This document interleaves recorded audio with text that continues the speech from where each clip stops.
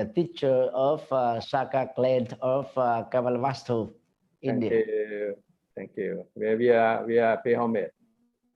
Arahang Samma Sambuddho Bhagava Putthaṃ Bhagavantaṃ Abhivādemi Sawakhato Bhagavata Dhammo Dhammang Namasami Supatipanno Bhagavato Sāvaka Saṅgho Saṅghang Namami Antamayang Putthassā Bhagavato Puppapā Kanamakarang Karoma Se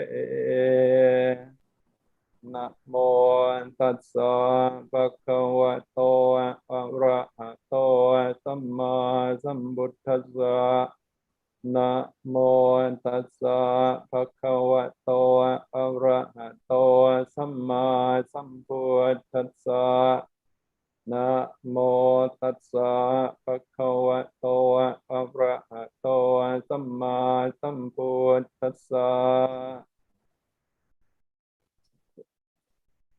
Okay, we start for evening session for the special lecture by Most Venerable Professor Dr. Thich Nhat to the Rector of Vietnam Buddhist Sangha University in Ho Chi Minh, Vietnam, who are very important people for Buddhist activity, Buddhist education, and Buddhist propagation. Maybe share by the our side for 1 minute. เราสนใจภาพเมื่อกี้หน่อย May share by our host for the cooperation between two university and two countries. So we work to much because of the Dr. Thich and the team belong to most venerable president of the Sangha of Vietnam. He is very important for Vesak or ICDV.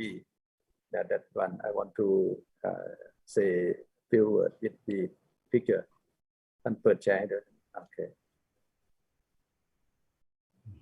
I want to share from here with you. This is important for it. May I give some word in Thai for some Thamatuta Bhikkhus.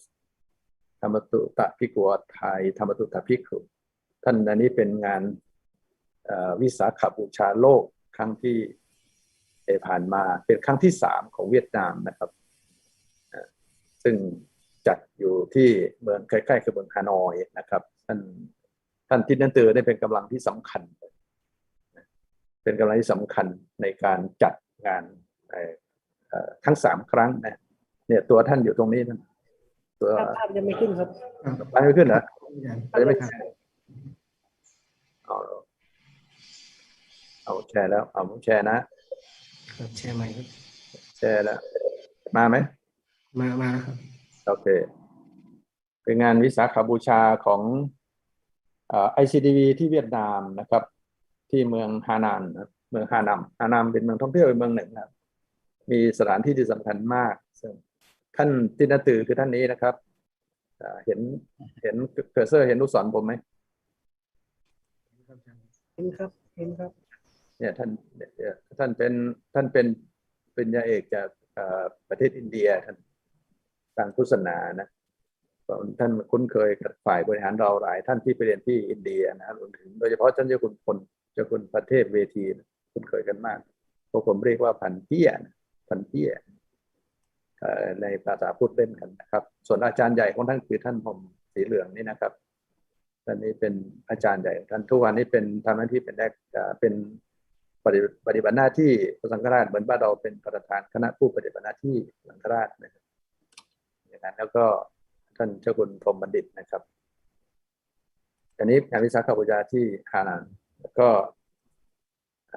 ไม่ใช่เท่านั้นนะครับท่านเป็นบุคคลที่ถือว่าเป็นกำลังสำคัญในการทำงานของงานวิสาขบูชาเรานะครับแล้วเราก็พยายามที่จะในการจัดคราวที่แล้วนะครับท่านนั่งหน้าเป็นผู้แทนประเทศนั้นๆนะครับ ต่างๆแล้วมีท่านรูปหนึ่งท่านหลวงพ่อรูปนี้นะครับท่านยังมีไม่แน่ใจว่าDr. Thich most venerable this one is the now still living ท่านนี้อายุมากพูดได้หลายภาษาท่านนี้เป็นผู้เป็นหัวการเมืองสมัยโงนอินเดียโงนอินถึกเรื่องเผาตัวของท่านป้องดึกนะครับท่านนี้เป็นคนเป็นฝ่ายวางแผนยังอยู่พูดภาษาได้แต่พวกเราไปเยี่ยมวัดท่านอยู่เสมอเวลาไปที่ประเทศไปที่โฮจิมินห์นะครับอันนี้ในนามความสัมพันธ์ระหว่างไทยกับคณะสงฆ์อนันตนิกายนะปีนี้ท่านได้พวกเราได้ส่งอนันตนิกายไปเรียนที่วิทยาลัยของท่านธินเตือนหนึ่งรูปอันนี้เป็นสมาคมเวียดนาม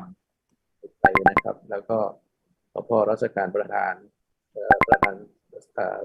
สงฆ์ในไทยในขณะนั้นตอนนี้ก็เป็นอีกรูปหนึ่งนะครับอันนี้เป็นรัฐมนตรีช่วยต่างประเทศของเวียดนามที่ทำหน้าที่เรื่องคนเวียดนามในต่างประเทศนะครับถึงวันนี้ก็สำคัญนะอันนี้เป็นผมไปทำความสัมพันธ์กับท่านธินตือเป็นครั้งแรกนะครับท่านนี้ท่านเดินบรรทัดเป็นรองที่กำดีของหมายใดนี่แหละนะครับท่านไปครั้งแรกที่ไปที่ดินเนี่ยท่านได้ปีแรกเมื่อเดือนกรกฎาคม2549นะครับเป็นJuly 2006นะopening ceremony for class basing also we go one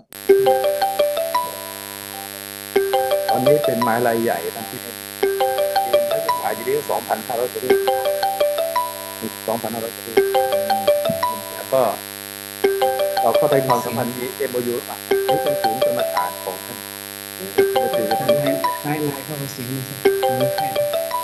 ท่านอันนี้เป็นศูนย์กรรมฐานนี้อายุ1,000 กว่าปีนะท่านยังมีปฏิบัติยังมีสอนอยู่ซึ่งรัฐบาลไม่ได้เข้าไปที่นี่นะในสมัยที่เป็นคอมมิวนิสต์วัดนี้ยังเหลืออยู่นะครับเพราะนั้นเนี่ยเวียดนามก็มีอะไรเยอะที่เราจะเห็นวันนี้today we hope the Vietnam Buddhist Sangha many activity to run for Buddhist education, Buddhist propagation, and also practice for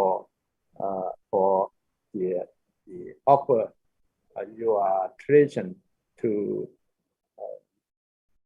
people, to social, to young generation by your activity because of your really active with your master and your team, and then you are develop many things with very effort. I also appreciate for your activity. Then I want to invite you to join with our Dhamma training program class 27 because of our Thai Bhikkhu Sangha or Thai Sangha Council is support our university to train the Dhamma among overseas Dhamma Bhikkhus or Buddhist family monks from Thai people to around the world. When they get the permission from our training program, they can submit certificate to our Sangha Council, and then Sangha Council will be submit the document to the Thai foreign community to get the official passport and get position by Dhamma. This is not easy to do. This year we are trained for 3 months or 90 days continuing. 30 days for meditation retreat, serious for 24 hours. And now they are finished already, complete already of all.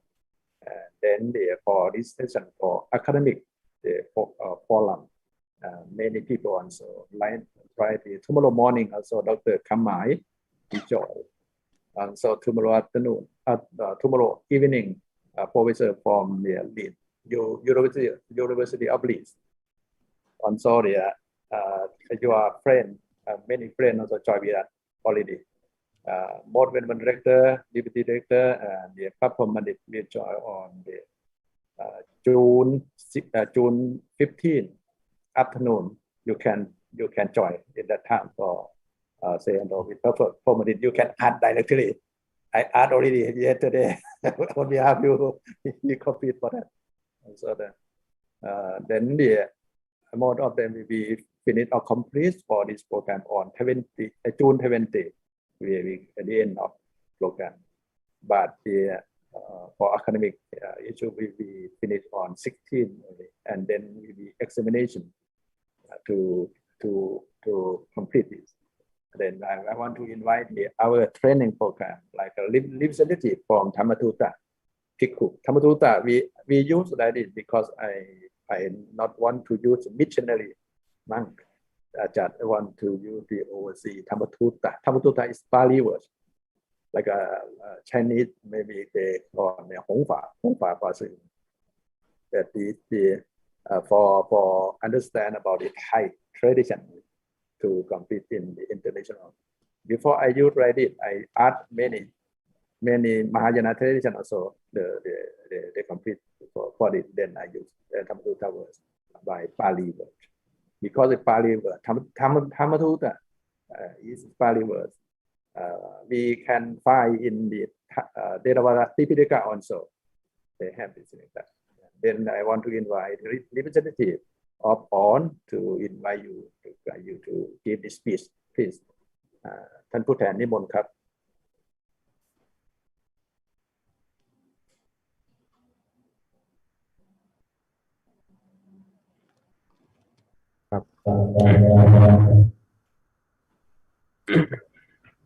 First of all, may I pay respect to Venerable พระโสพลวชิราภรณ์ อัครมหาบัณฑิต Vice Rector Foreign Affairs of Mahajuralongkorn Rachavidyalaya University, Chairman of the training program for the overseas Dhammatutta Bhikkhu, class number 27 of the year 2021. May I respect to Venerable Assistant Professor พระครูวินัยธรสมุทรถาวโร Thawara Thamo, Acting Director of Dhammatutta College, Vice President of Operating of this training program, and pay respect to all of Venerable monks here. And good evening, everyone who attend in this Zoom. Today is very special and honors for us to warmly welcome the most venerable Professor Dr. Thich Nhat, Vice Rector of Vietnam Buddhist University in Ho Chi Minh City, to give the lecture for us.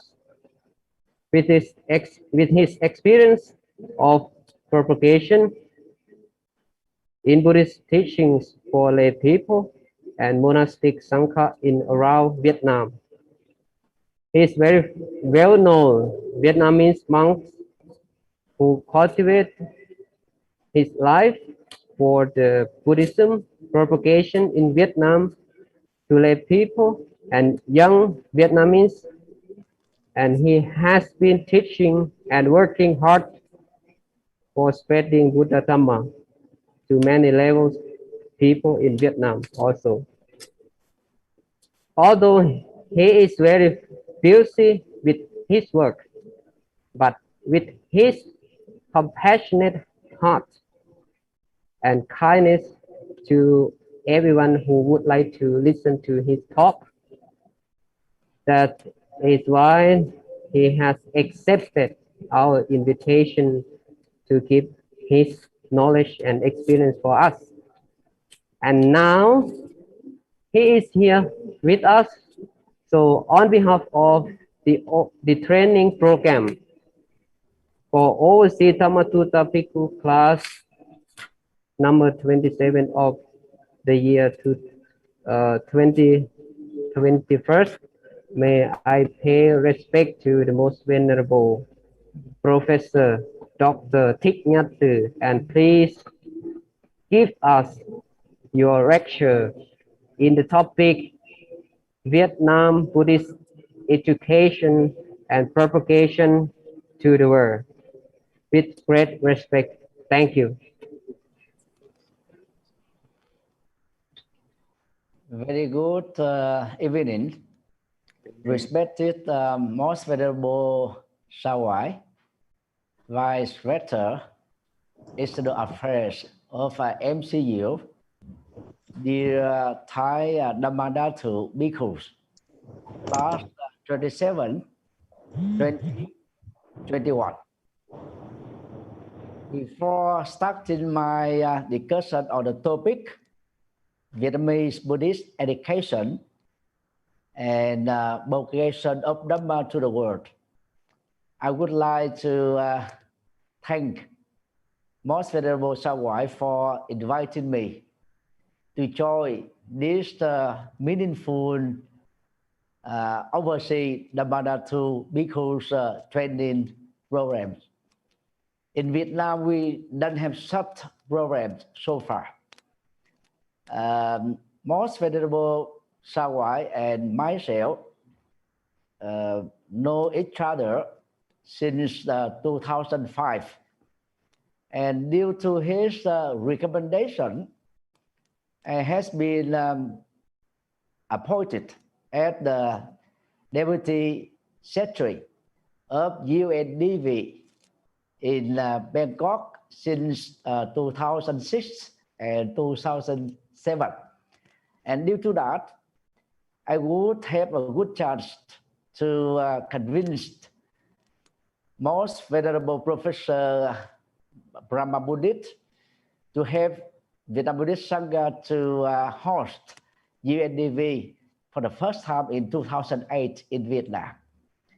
And in 2006, Most Venerable Professor Sangha had been invited to our second campus in Lê Minh Xuân province to conduct the Bodhi tree planting ceremony on that day, as you have seen in pictures shown by him just a few minutes ago.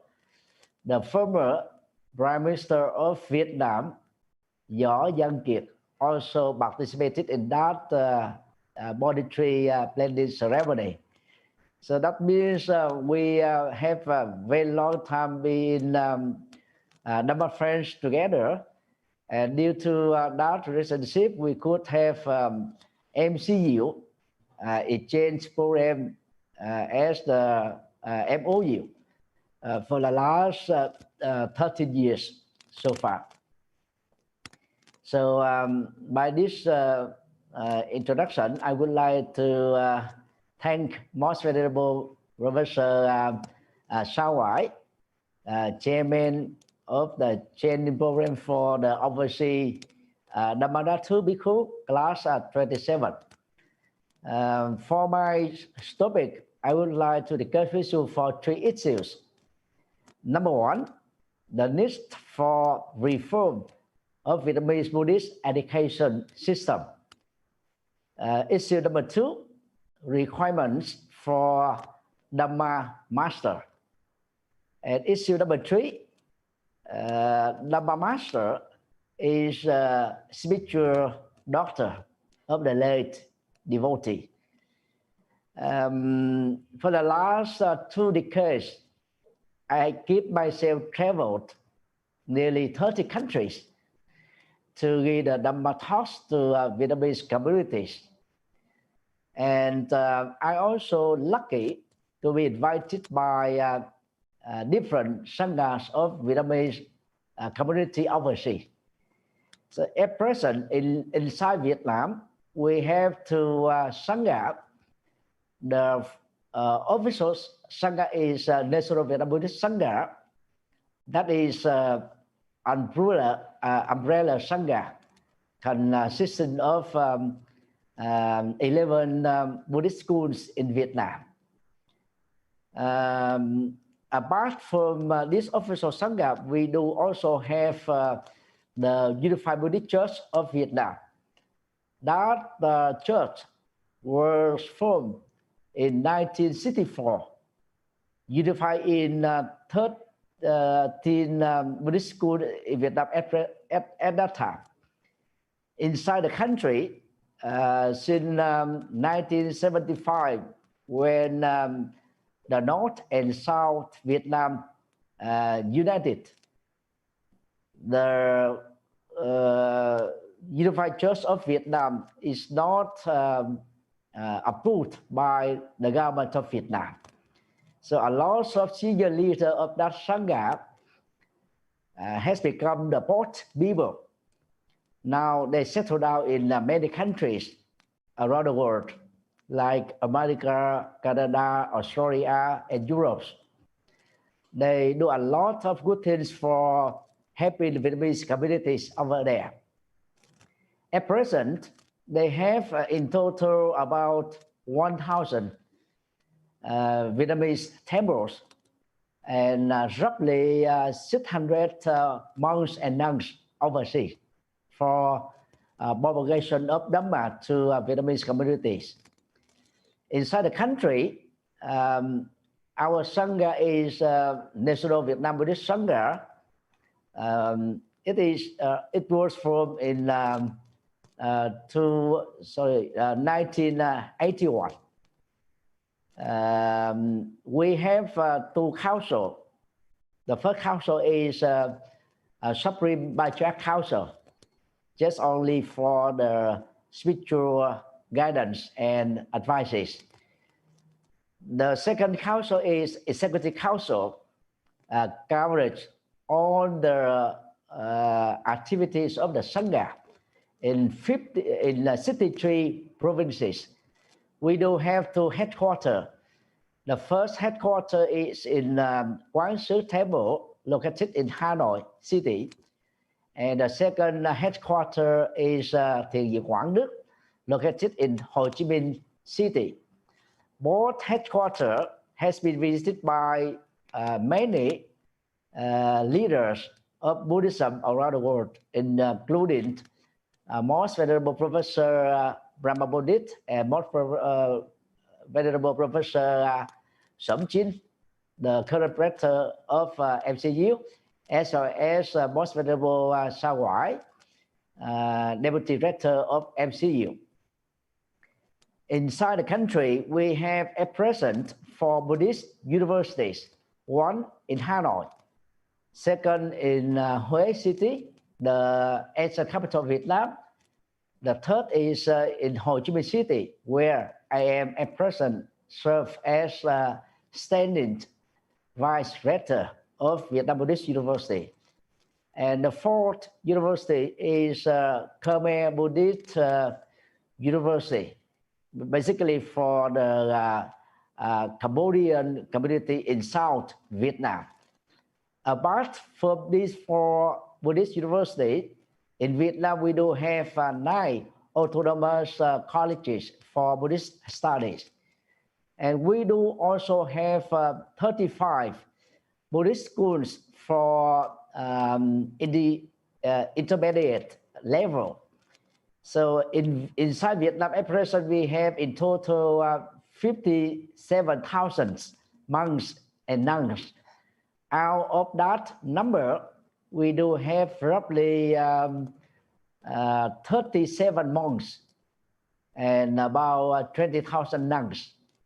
We do have in total 18,650 temples in 63 provinces.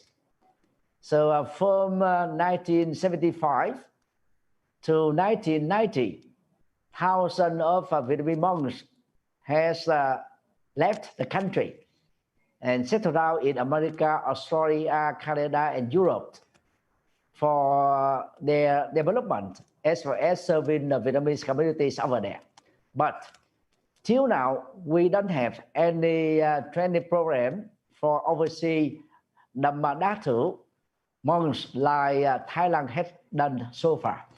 In this regard, we have many things to learn from Thai Sangha in general and from MCU in particular. For myself, I have a good opportunity to travel, as I told you earlier, that 30 countries I had covered for teaching Dhamma to Vietnamese communities. And I was also lucky enough to be invited by the leaders of 11 Vietnamese Buddhist organizations in 30 countries to teach the Dhamma for the Vietnamese people. So first of all, in terms of the need for reform of Vietnamese Buddhist studies. I think that the Vietnamese Buddhist studies system had divided into three following levels. Level 1, education for secondary Buddhist studies. In general, an average of 2 years applied in Ho Chi Minh City only, as well as some western provinces of Vietnam. In North and Central Vietnam, it is not mandatory for novice monks and nuns to enroll.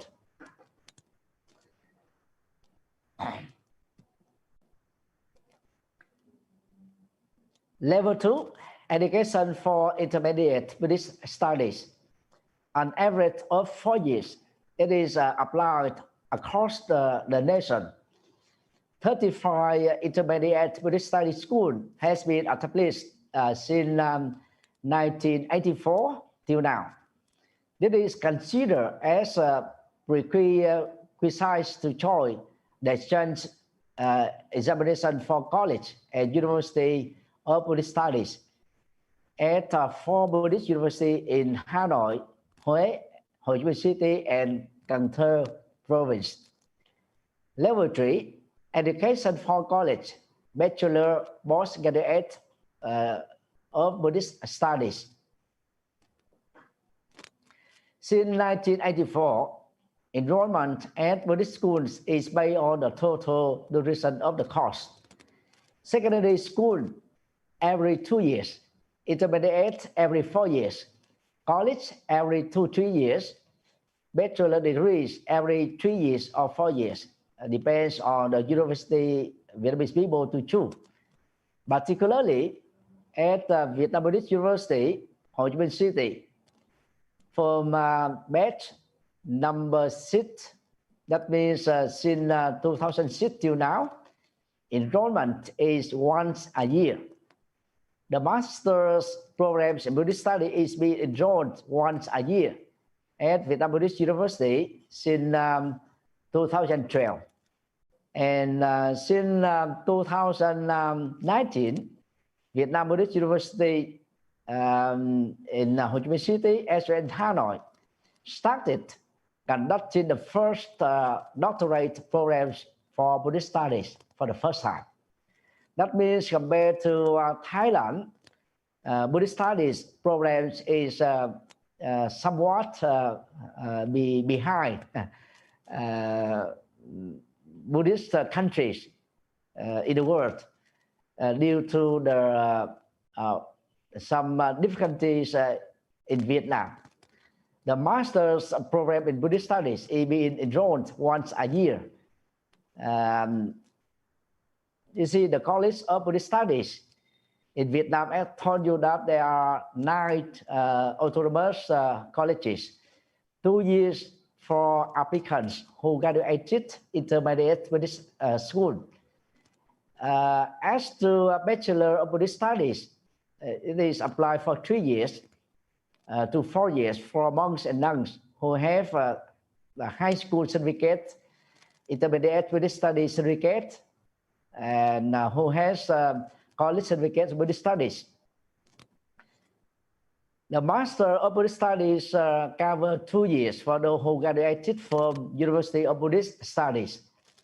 And for the Doctor of Buddhist Studies, it consists of 3 to 5 years for those who graduated from Master of Buddhist Studies. I would like to introduce to you about the training program and the regulations on the curriculum. First, the training method. The method of training Buddhist studies university focuses on methodological knowledge, self-discipline, develop scientific research habits, develop creative and critical thinking in order to help monks and nuns become good researchers so that they apply their knowledge into practices as well as effective engagement in Buddhist activities in their temple or in the society. As to regulation on the curriculum, 9 independent Buddhist colleges in Vietnam and 4 Buddhist universities should follow the guidelines of the curriculum prescribed by the Central Board of Buddhist Education of the Sangha. We also follow the guidance of Ministry of Education and Training, Government of Vietnam. The quality of students after graduation, according to the discipline structure, content, and training method on the students, whether they are monastic or the laity who are holding college, bachelor, master, or doctoral degrees of Buddhist studies, need to confirm the following fundamental knowledge. In terms of non-canonical Buddhist scriptures, solid general knowledge and interdisciplinary for departments from science to humanity disciplines. The general knowledge of canonical Buddhist scriptures. In Vietnam, we have Bali Tripitaka, Chinese Tripitaka, and Vietnamese Tripitaka. We suppose to have the general outlook of the Tripitaka in particular, so that we can have the good knowledge, fundamental Buddhist knowledge from history, philosophy, as well as the other subject. Advanced knowledge of canonical Buddhist scripture considered as a foundational and advanced knowledge of specialized majors, namely Pali, Sanskrit, philosophy of Buddhism, history of Buddhism, Vietnamese Buddhism, Chinese literature, and Dhamma propagation. Knowledge of the Buddhist ancient language is very important for Vietnamese monks and nuns to help them understand the Buddhist languages such as Bali, Sanskrit, Tibetan, and ancient Chinese. The ability of research and creativity for Buddhist studies in Vietnam. In the first year, the applicants are trained about research methodology in order to develop creativity to contribute economic works with research values. So far as Vietnamese Buddhist education reform is concerned, we are focused on systematic study. The Vietnamese Buddhist education program under the Reformation needs to ensure the systematic from low to high level inheritance among educational levels. Training levels accordingly must ensure training methods, high consistency in teaching content, the present capacity and practicality is to affirm Buddhism as an effective source of treatment for the sufferings of mankind. In terms of dialectic method, we ensure to the student of Buddhist study the quality of training, knowledge, and skills for learners. Buddhist education programs at all levels must be quantized into textbooks for the secondary education.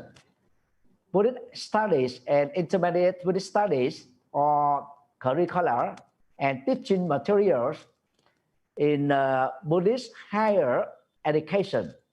The textbooks as well as teaching materials at all levels of Vietnamese Buddhist education must meet the requirements of educational principle, system, and methods prescribed by the Ministry of Education and Training in Vietnam.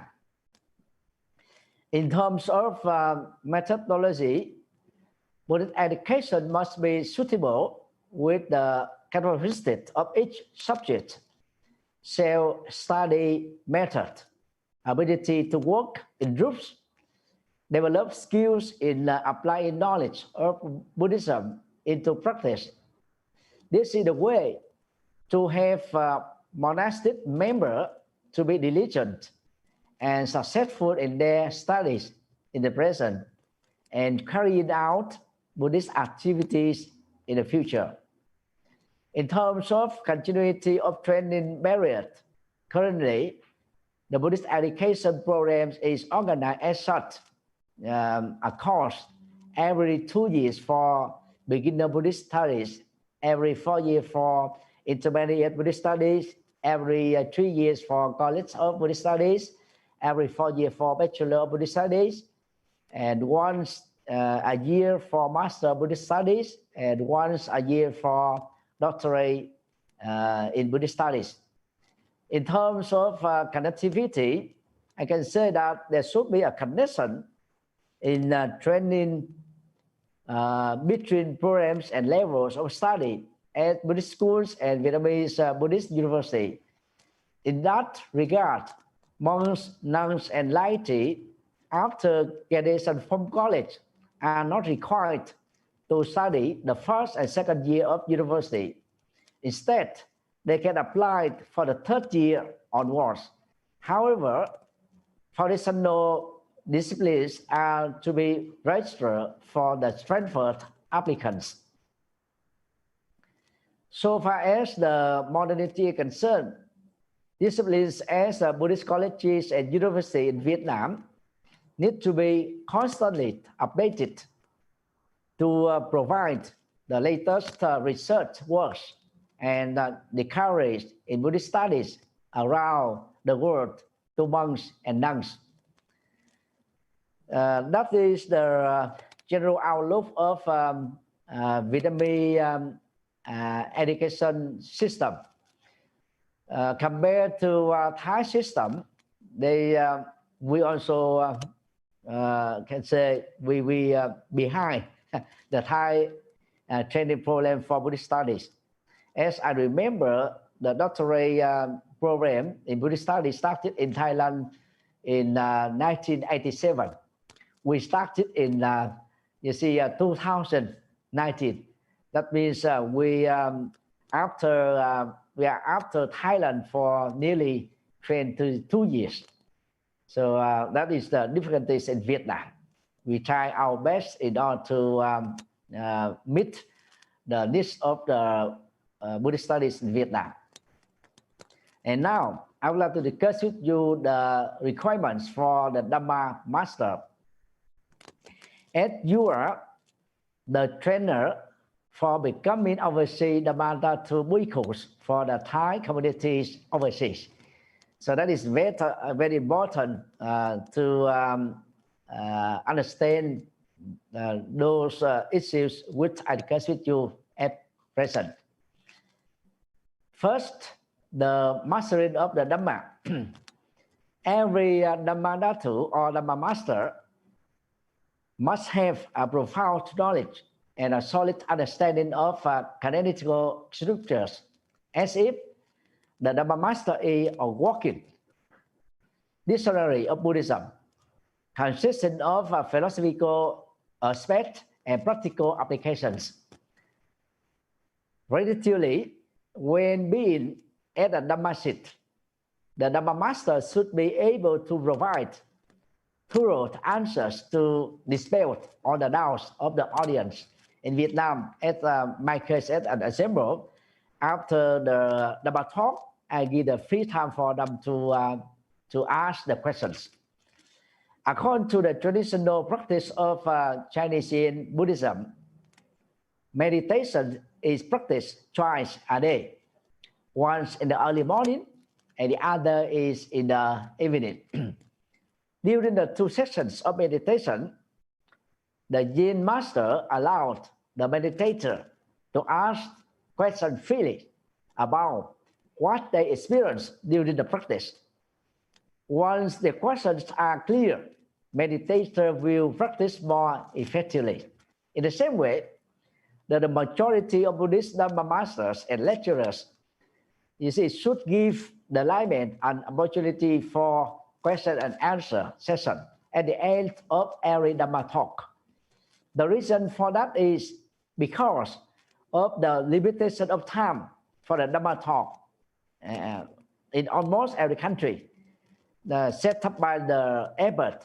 As a result of that, you see, very few Dhamma master give the question session to the audience. In addition, several Dhamma masters are afraid of questions that are beyond their understanding, and many difficulties may arise accordingly. During 2 decades of preaching the Dhamma, I have learned a lesson that every Dhamma master is able to take the control of the duration of the preaching at the temple. The designated time is 1.5 hours, generally in Vietnam. Maybe the same applicable in Thailand. Yes, as soon as I arrive at the temple, the abbot usually suggests 2.5 hours, sometimes 2 hours for Dhamma talk. Thus, we have about 1 hour for preaching, and the remaining 1 hour for question and answer. That allows the layman to discover further and dispel their doubts on Buddhism. The solution lies in the cooperation among the Dhamma master, the abbots of the temple, or the head of the Dhamma retreat, as we say in Vietnam, or the organizing committee. That is not difficult. When going to remote areas or traveling to, you see, communities abroad, this method is successfully carried out. In addition, some of the Dhamma talks last up to, you see, 3 hours at certain places, and the audience will not leave the auditorium until the Dhamma teachings ends. But you see, for the overseas, especially the Western countries, the listener could not have long time to listen us as in the Asian countries like Vietnam and Thailand. Thus, it is definitely an advantage if the Dhamma master acts as pocket dictionaries. It creates an obligation for the Dhamma master to enhance the knowledge of Buddhist studies for, you see, the audience, to help them practice Dhamma in their daily life.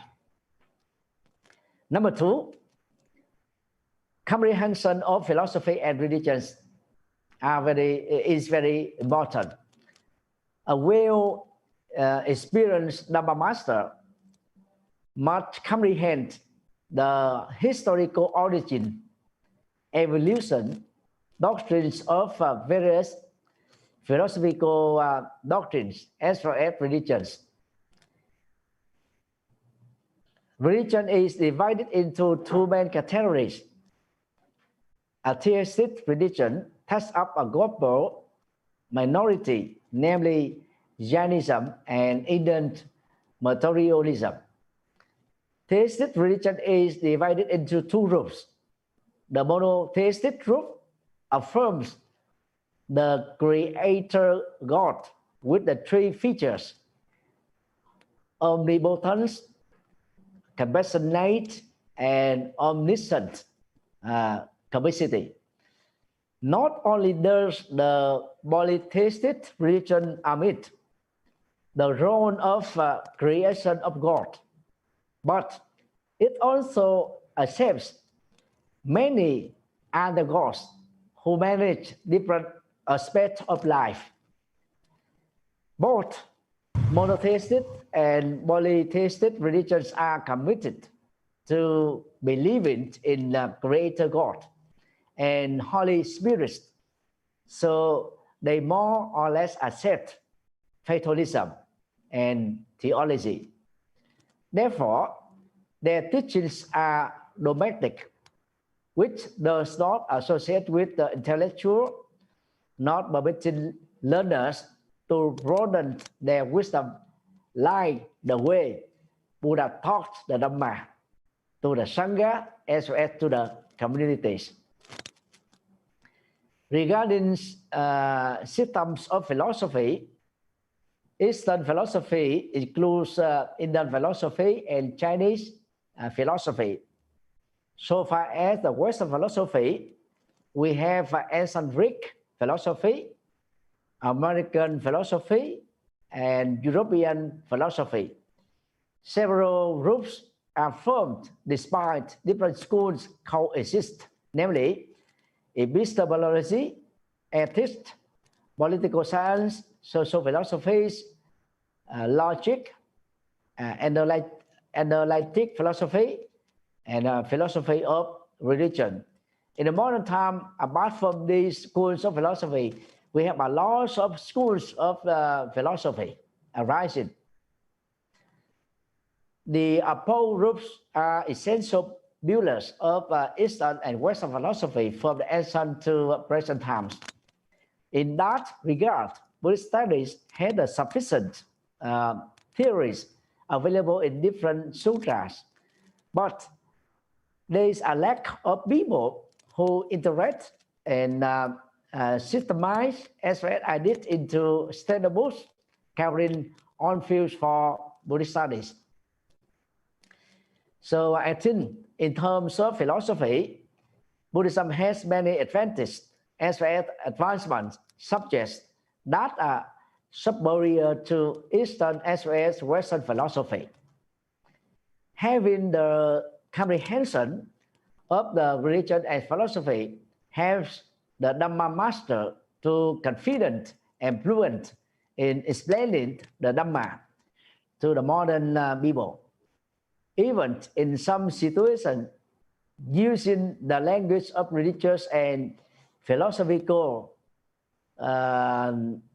background to explain Buddhist ideology to attract intellectuals of the two fields, means philosophy and religions, to take refuge in Buddhism effectively. Number 3, adoption of culture. The Dhamma master should have very profound knowledge and understanding about the culture of the country in which he lives and practices. As the overseas Dhammadhatu bhikkhus may be settled down in America, Australia, Canada, or European countries. Before going to this country, you have to master the culture as well as the regions of the country. That is very good, you see, for us to become successful Dhamma master. If the Dhamma master fails to do so, he will lose the opportunity to interact with every single corner of the local area. In that regard, every Buddhist monk from all over the world should learn from Tibetan monks and communities. It has been a privilege for them to have English education in India, at least since 1959, when the Tibetan Buddhist community introduced Buddhism and attracted many of the Western people over the past few decades, not only in India, as well as many other countries. The remaining Buddhist communities, including Vietnamese and Thai, think in their own island with their own language for their own communities, while living and practicing in countries where most people do not speak their languages. Vietnamese Buddhism in particular, or Thai Buddhism as an example, you see, are available all over the world, more than the number of Tibetan Buddhist communities. But Vietnamese community and Thai communities serve only for Vietnamese people and Thai community respectively. Likewise, Chinese Buddhism serves Chinese people, Japanese Buddhism serves Japanese people in overseas countries. Zen Master Thích Nhất Hạnh of Vietnam, living in France since 1987, living in America since 1966. I consider him as the first and only Vietnamese who is successfully brought Vietnamese Buddhism to the West. His influence in the West is just after His Holiness Dalai Lama. That is because Zen Master Thích Nhất Hạnh applies the knowledge of acculturation.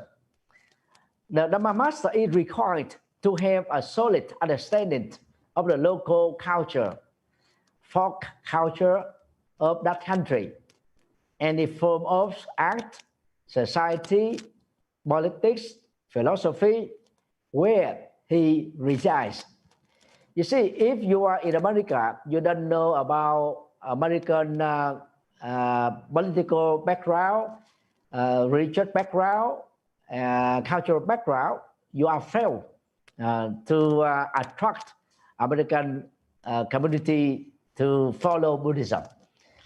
That is a common truth we have to understand and follow.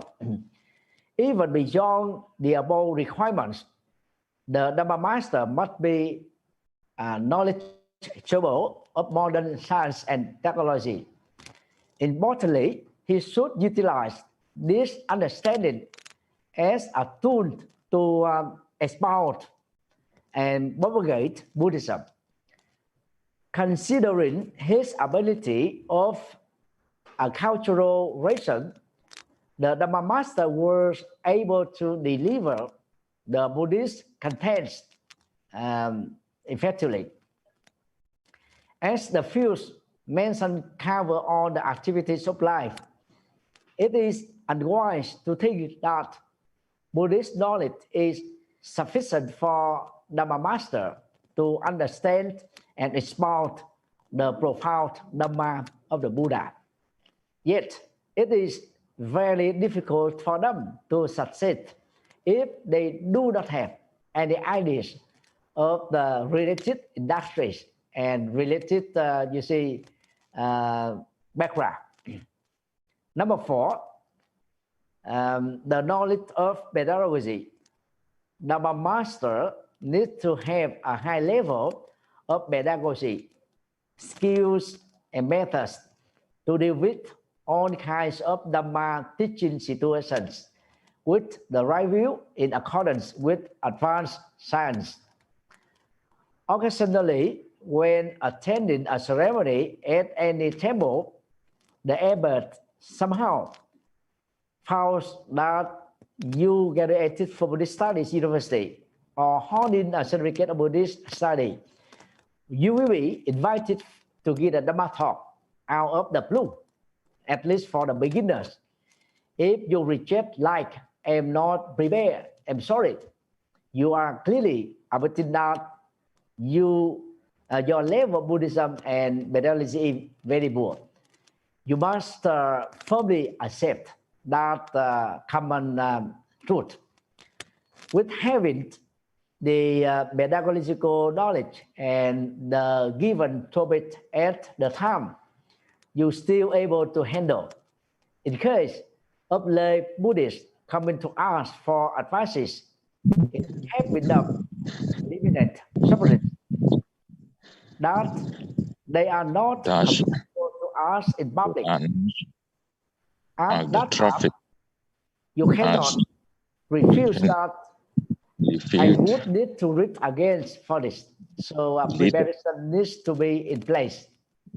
Nowadays, with the availability of the smartphones, although monks and nuns who did not have the opportunity for preaching the Dhamma, they can prepare and take the sample lectures with them wherever they go. With the preparation outline, you will be able to catch up instantly. It is a way to best deal with the unforeseen preaching situation that are sometimes very difficult to reject due to the assembly's demand. You should try not to disappoint the one who have the full trust in you and your capacity as a Dhamma teacher. Number 5, the ability of critical thinking. I think critical thinking allows Dhamma bhikkhus to be historical while explaining Buddhist concepts and content, comparing and contrasting religious and philosophical measures. The Dhamma needs to acquire knowledge of perception, synthesis, analysis, inductive, and deductive knowledge. Having the possession of this knowledge on the concepts and contents of Buddhist philosophy should be well explained rather than being confusing. Otherwise, understanding and explaining are completely different. The gap between what the Dhamma perceives and teaches can be diminished or eradicated with knowledge and critical thinking. By doing so, the Dhamma interpretation of the Dhamma and his guidance or the Dhamma practices would result in practical and effective. Number 6, transformations of Buddhist learners. The Dhamma should be reading the minds of the laity when they are approaching and asking for consultation and anything on their issues. With intuitive experience and the Buddhist consenting appearance by listening to the questions, I think the Dhamma master constantly recognizes the problem without having unnecessary conversations. Many experienced Dhamma masters can quickly tackle lengthy questions, get key points, and at the same time provide solutions to audience. Dhamma master must be able to influence and persuade the masses. By doing so, they can build their trustworthiness based on ethical and intellectual qualities. Without having such competence, the Dhamma master could be seen as a sage during the talk, yet he is just an ordinary person when he gets back to reality. Therefore, it is important to have the art of transforming the assembly during the Dhamma talk, as well as in their daily life. Number 7, keep being improved yourself. Dhamma bhikkhus should master his Dhamma etiquette in walking, standing, lying down, sitting, speaking, keeping quiet, being awake, or sleeping. He who talks nonsense will not be respected by the community. Therefore, he needs to maintain his dignities of a person whose precious ideal is vast as a sky and positively influence those are in need of his guidance. The primary role of the Dhamma master is to teach the truth in terms of philosophical and applied method. Thus, he should not stop at a state of self-satisfied, self-conceited, or self-pride. The Dhamma should be more responsible than ordinary teachers in having a spirit of self-enrichment, developing their knowledge of Buddhism and related disciplines to be able to respond to problems, queries, and obstructions that lay people may encounter during their practices. I think by continuing to improve on the Dhamma comprehension and practice, the Dhamma master gradually attained wisdom by hearing and wisdom by contemplating. Updating Buddhist knowledge through new researches, new discovery, the content expounded will not be out of date, always interesting and relevant to times. That's very important for the Dhamma master to update it himself. Number 8, reformation of Dhamma propagation. Having given this topic is mainly to discuss the methodology. When the observance of a precept day, Ubosatha, was previously held at the temple, the purpose was to concentrate on the merits of keeping the precept with the purity. We overstressed the value of observing those precepts for the laity by underlying the perspective of the merits from keeping those purified disciplines. The majority number of people attending the Ubasatha ceremony, you see, usually are under 50 years old or above 50 years old, and all of them are women, especially in Vietnam, China, Japan, and Korea. That is not good reason to attract the people to Buddhism in this way. Speaking of its nature, the Ubosatha is the experience of a monastic life within 24 hours. According to the Buddha in Mahayana tradition, the start of this retreat is because there are many lay people who like to practice the bhikkhu life, but they do not set up their ideals and they are not confident that they can practice for a lifetime. You see, you can differentiate the tradition of become monks in Vietnam and Thailand, Cambodia, and Laos. For Theravada countries like Thailand, you see every boy before becoming adult people or get married, at least they have 3 months or a few years to become monk in order to, you see, purify their heart, their activity, their merit, their, you see, morality. But in Vietnam, you see, usually when the devotee vow to become a monk, they have to vow before the Buddha that I would like to become monk for life.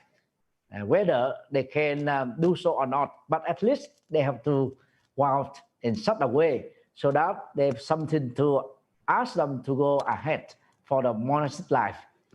In case they realize the nobility and the value of the monastic life, then they will have the intention of becoming official monastic members.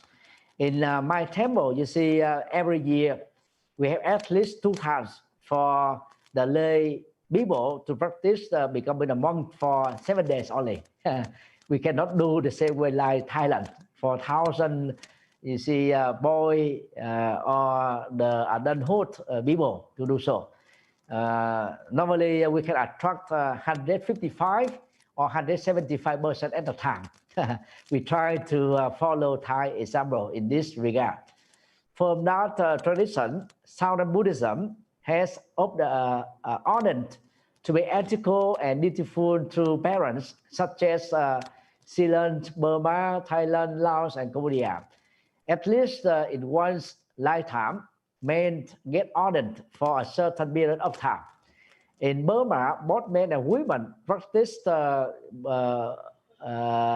monkhood for a short time. Burmese Buddhism make up the vast majority of monks in the world. Currently, they have nearly 500,000 monks and 300,000 nuns, hence ranked the first in the world. Thailand, as I know, maybe incorrectly, at least 400,000 to 500,000 monks and nuns every year, ranked the second in the world. Vietnam have only 37 monks and you see 20,000 nuns. Out of 37 monks, we have only 27 monks who are Vietnamese origin and 10,000 monks who are Khmer origin. So that means compared with the 98 millions of the population of Vietnam at present, the number 57,000 monks and nuns are very small number. So that is a crisis of having insufficient monastic members in Vietnam. China at present has only 80 to 90 monks out of 1.4 billion populations. That is a horrifying, catastrophic number. So we don't know how to solve this problem. We need to support Chinese Buddhism in order to develop and increase the population of the Sangha member. Let's try to ask a question. Why is it that Buddhist philosophy is so sublime and higher compared to the other religions? That lay people don't want to become renunciate in order to live very happy life of a monk? This is very difficult question for a Buddhist country. My answer is that our way of promoting Dhamma teachings of the Buddha lacks of dynamism and lack of flexibility. It seems that this is only suitable for under 50s, under 60s, or under 70s.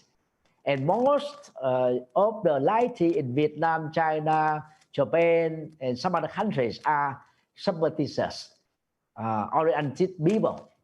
Young people like, you see, dynamic, to be active, ready to do the right things, to build a career. But the way the monks and nuns promoting the teaching of Buddha is not aimed for the young people.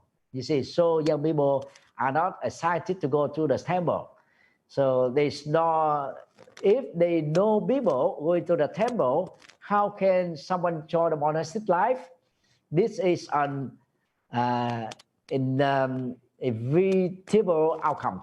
I may compare in this way so that we can understand these difficulties. In Vietnam, you see, just in the year of 2019, the population of Buddhism of Vietnam has been, you see, decreasing. That is very sad event in Vietnam.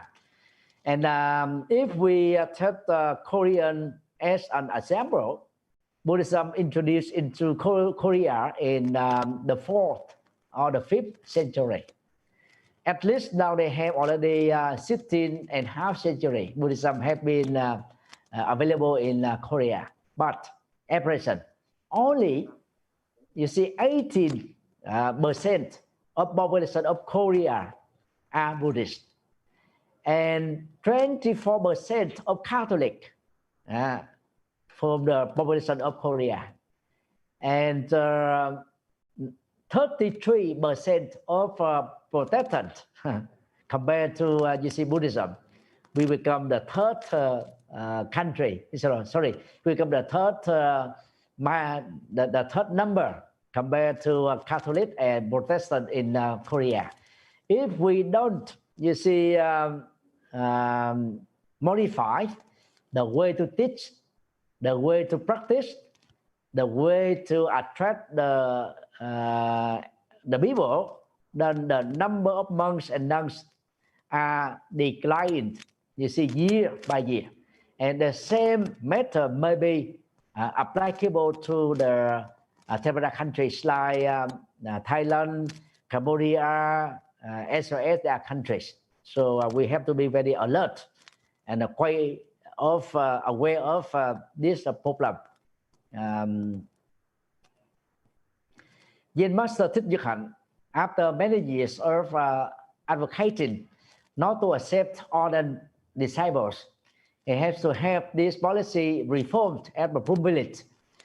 You see, in Vietnam, before 1966, Ven.Dr.Thich was a follower of Mahayana Buddhism.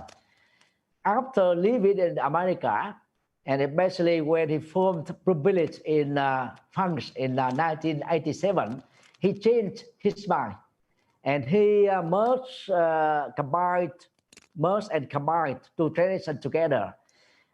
For meditation, he followed Theravada Buddhism, and for the teachings, he combined philosophy of Theravada and Mahayana in order to attract the Westerners. That is very good policy.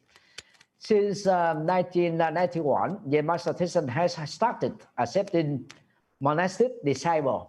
Until now, with less than 25 years, Ven.Dr.Thich has given ordination to nearly 1,200 monastic members, not only among Vietnamese community, but also the Westerner included.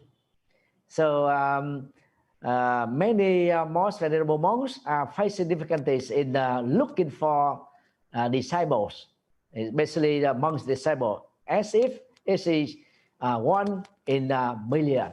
So that is very, you see, difficult matter in present time. I take one more example. Most venerable Thích Giác Giếng, very famous in America. He has ordered a dozen of disciples.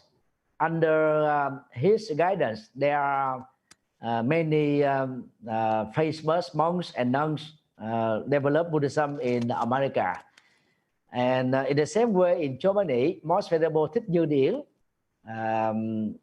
the example of Mahayana Buddhism, he has ordered about, 60 monks and nuns.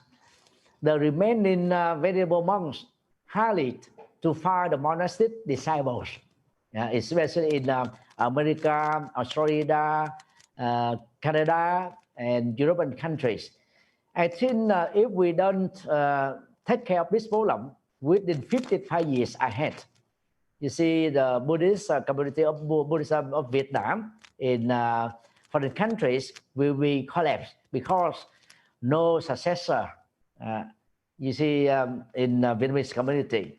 And those who are successor could not speak English for the community, like American, Canadian, and Australian. They just only keep themselves speaking Vietnamese for Vietnamese people only. The biggest concern here is that why would no one join the monastic life if the Buddhist philosophy is very profound? The question of why Buddhist philosophy is so high that monastics do not have, why Ven.Dr.Thich's method of doing religion has saved nearly 1,200 people within 25 years. It is related to the method. If we have the good method, the right method of attracting people to Buddhism, then we can be successful. Otherwise, we failed to do so. Ven.Dr.Thich's way of promoting Dhamma is only in Vietnamese for Vietnamese community, and he will teach in English for the English-speaking community, so people can understand him easily. And I have 2 times travel and stay in his village in France. You see, apart from speaking English for English-speaking people, he has also 14 languages interpretation at the same time. So he divided the group into 15. Those who can understand French should sit together with the French community, and then one monk from French community will interpret his talk directly into the French. And in the same way, for those who are Italian have to sit in one place so that they can listen the Italian interpretation from Vietnamese monks and nuns who can speak fluently the Italian. So that is the good way. And by doing so, at least 15 communities with different background of languages could understand easily the teachings of Zen Master Thich. And this is one of the main points to help Zen Master Thich become very successful in doing Buddhism in Europe, in particular, and in the world in general. Secondly, the recitation ritual composed by Zen Master Thich has about 25 sutras. The vast majority of these sutras are, you see, Pali Sutra. You may be very surprised knowing that. He selected those sutras in terms of philosophy, ethics, sociology, and therapeutic meditation, which are very relevant to the modern world.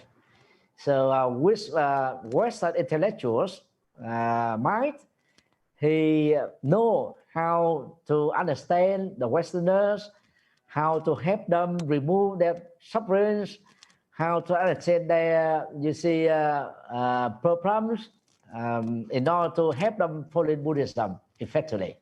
Thirdly, the teaching books by Zen Master Thich are, you see, in English and French. So Westerners, especially European people who can speak at least 3 languages. Their compulsory education in primary schools is, you see, 3 languages. So apart from their mother tongue, every European, if go to the school, they have to learn the other 3 languages. So new ideas attract to foreigners to privilege from the experience of Zen Master Thich is very good example for the modern overseas Dhammadhatu bhikkhus like Thai and Vietnamese to learn and to practice. If anyone comes to a privilege, they will admire Zen Master Thich because it is located in the most rural areas. It's not in the big city centers like Paris or New York or etc. It is more than, you see, at least 100 kilometers away from Budur city and the train station. A remotely rural area, material facilities are not highly available. Very simple facilities. Most of them are horse and cow stables, which are renowned waited for housing. So we were present. I was present at a visit on July 20, 2015. That is the day before Zen Master Thich was transferred by plane to San Francisco for his medical treatment. When I went to Upper Hamlet, Middle Hamlet, and Lower Hamlet, New Village, at that time, the retreat was going on for the Westerners. That is a family retreat. There was about 800 people going to practice at the same time. I can say all of them were Westerners. They have to sleep in the house. Almost 70% sleep in tents located outside the temple. Only 30% sleep indoors because the house facility is not spacious enough. Yet every retreat is full of people attending. That is very wonderful. The second summer retreat was more crowded than the first one because the content and teaching method were so interesting. Despite the absence of Zen Master Thich preaching, people still studied as usual. So you can say why? Because disciples of Zen Master Thich who have been ordained, you see, 7 years, 10 years, are capable of teaching and guidance on the basis of application of the Buddha teaching in society. it is not right for us to blame the modern society filled with sensual pleasures, leading to minimal amount of renunciation. All are related to the method of propagation. So if you have the good method, then you are successful. Otherwise, you failed. There are no, you see, exemptions.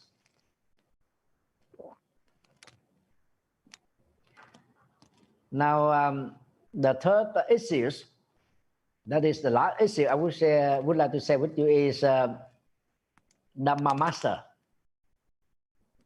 To my mind, can be considered as the spiritual doctor. In 1997, when I was in India, that also the year Master Thich first time coming to India for teaching to the intellectual over there. So I organized one meeting with him and requested him to give guidance to 25 monks and nuns, including me. At that time, you see, he used very impressive term, spiritual, you see, Thethism. He used the Thethism term to consider Dhammadhatu as such person.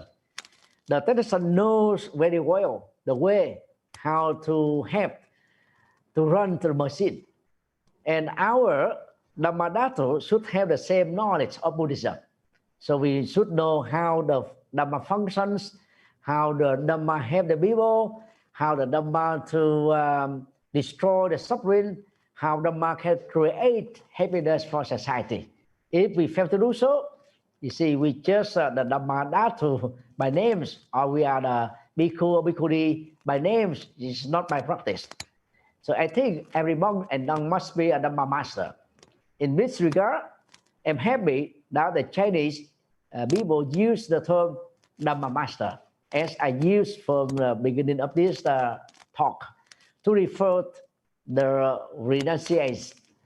Dhamma master stands for the master of Chivitaka. Chivitaka means Sutta Pitaka, consisting of nearly, 17,000 few hundred temples in Bali, Chivitaka. And for the Agama, we have nearly the same number, roughly 17,000 sutras. And for Mahayana sutras, we have nearly about 4,000 sutras. So if we combine Theravada with the Bali literature, Mahayana with the Sanskrit literature, and translation into Chinese languages and Tibetan languages, then we have in total nearly, 38,000 Buddhist sutras. That is very important for the people to develop their knowledge and wisdom. The concept of master stands for the master of Chivitaka. Master of Chivitaka means the teacher who espoused the truth, being divided into three treasures. The sutra is the entire system of truth taught by the Buddha. The Vinaya, Pitaka is morality as a whole system of precepts, and the Abhidhamma, Pitaka, can be considered as the philosophical teachings or psychological teaching of the Buddha, as well as his, holy disciples. Sutras, precepts, and philosophy of the Buddha are truth, ethics, and philosophy. Unfortunately, the majority of monastic members do not do this very important mission. Instead of, they focus on doing side tasks that is not important for the monks and nuns. The word Sutra Master that Vietnamese people use today only refers to one who usually carry out superstitious ceremonies and rituals for peace, for salvation of the dead. He's not genuine. The way of chanting the sutra is similar to melody of the Chinese opera music in China and the folk music in Vietnam, making the Buddhist Sutra, you see, melodic. So that is not attractive to the intellectual people in the modern time. For example, the sound like as you may observe, the Chinese community and Vietnamese community, Annam Nikai in Thailand do the chanting. So I think that that kind of sound intermingled with each word of the sutra when chanting, even those who are good at Chinese or Vietnamese, they cannot understand the ritual procedures. They cannot understand the meaning of it. Doing like that is called the God's saver, rather than being called Sutra Master. It is someone who preaches Sutra is like a Dhamma Master. The Dhamma Master is well versed in sutras, precepts, and chittas. A Sutra Master is a person who specializes in Sutra, and a philosophical master is a person who specializes in philosophy. Precept master are people who specialize in ethics, and a variety of monks and monastic affairs. We overuse the word Sutra Master in Vietnam and China, as well as in Japan and Korea. It's not appropriate for the Master who conducts the superstitious rituals to be called as the Sutra Master. If it is improper to use the Chinese word Dhamma Master to refer to Buddhist monks and nuns, we should use sutras to a small extent as one who is able to expound the Dhamma or the teaching of the Buddha. In the first meeting with Ven.Dr.Thich in India, as I told you earlier, that in 1987, he gave his first lecture to India. I asked Ven.Dr.Thich's permission to let those of the Vietnamese monks and nuns staying in India at that time come to meet him. During that meeting on that day, Ven.Dr.Thich said, monks and nuns must become the engineer of the human mind. That is, using the word modern industry to talk about the method of teaching Buddhism. The minds of engineer must understand the operation of the mind, as well as the psychological attitudes of the mind of the people in modern time. The mind of the people can be called as the mental factors, the acts oppressed for the minds, leading suffering, pain, peace, happiness. Using this method, we can diagnose the Buddhist decreases to solve them suffering. Otherwise, you see, they will leave Buddhism for the other religions if Buddhism is not attractive to them in terms of, you see, treatment. I like to use the word spiritual doctor. You see, for me, and the Ven.Dr.Thich is a spiritual doctor or Dhamma doctor. The engineer of the Dhamma mind is to use the technical word, emphasizing the method, while using the doctor is used to emphasize the therapeutic anger, diagnose the disease, find out the cause of the disease, give the value of the health, practice treatment methods. So the model of modern medicines resembles the Four Noble Truths taught by the Buddha. First step, abating suffering. Second step, searching for the cause of suffering. Third step, experiencing nirvana, the supreme happiness, supreme bliss. And the fourth step, practicing the right path or the eightfold path. Modern medicine lags behind Buddhism in terms of therapy. So if we follow the way of teaching and therapy of the Buddha for the society, I think that the number of population of Buddhists in minor countries as well as in third world countries should be increasing year by year.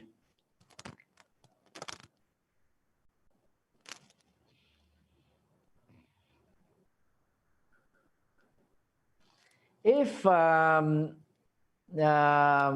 57 monks and nuns in Vietnam, as well as nearly 500 monks in Thailand, 900 monks in Myanmar, and 1,000 monks in many countries, you see, are Dhamma master or Dhamma-Dhattu, see, or at least Sutra master, or become spiritual doctors or mind engineers. I think Buddhism will spread to, you see, 5 continents very easily. Everything in the Western countries, the percentage of population of Buddhism is very less. You see, in Australia, we have nearly 10% of Buddhist population. That population is due to the Asian community going settle down in Australia. But the white people of Australia following Buddhism is not much. In the same way, in the same manner, very few, you see, local people like American, Canadian, and European people following Buddhism. The percentage is minor compared to Catholic, Protestant, or in the Middle East, compared to the Islam, Muslim. The Buddhist population in those countries are very minimal.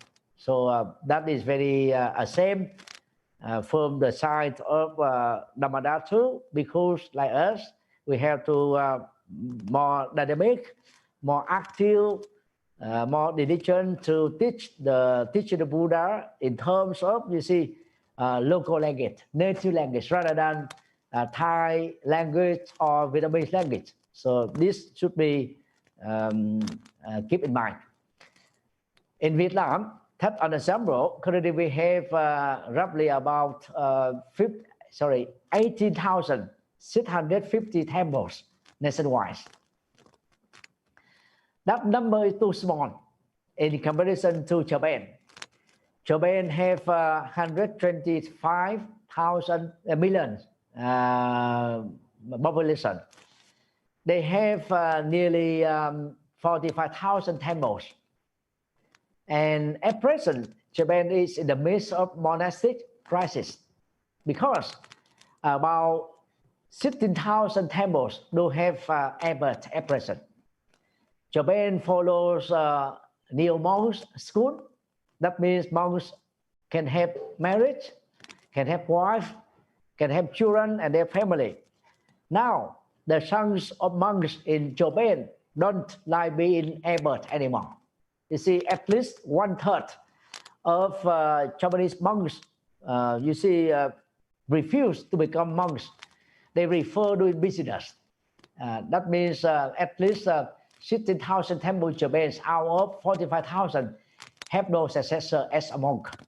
Japanese way of practicing Buddhism, influenced by China, has gradually lost its attraction to intellectuals and the young people in their country. Monks and nuns must be diligent about spreading the teaching of Buddha, including teaching Dhamma talks, translating the sutta into native language, writing Buddhist books, especially applied Buddhist books, guiding and giving spiritual advice to the people who go into the temple. The main role of monks and nuns is to try to develop Buddhism in the context of globalization, where today the Catholic have borrowed many of the spiritual methods of Buddhism to renew themselves. The Catholic also borrow many terms of Buddhism to improve the quality of teaching of Catholic.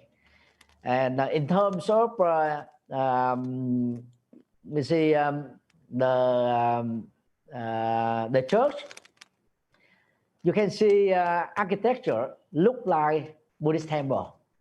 If the church, the new church, to be built in Vietnam, so the appearance and outlook is similar to the Vietnamese Buddhist temple. In a similar way, if they build a new church in China, they have to adopt the Chinese architecture of temple. If they build the new church in Korea, see the look of that church is similar to the Korean architecture of Buddhist temple. So that is the way to attract people to come to Catholic easily. And they will not be, the local people will not consider church is something very strange to the local culture. So this is very effective way of converting people to Catholic at present in Asia. Why? We have almost kept the bad practice methods for doing religion, which is inefficient compared to the methods of the Buddha. Although we are 20th century away from the Buddha's time, our method fails many times compared to the bad practice method of the Buddha.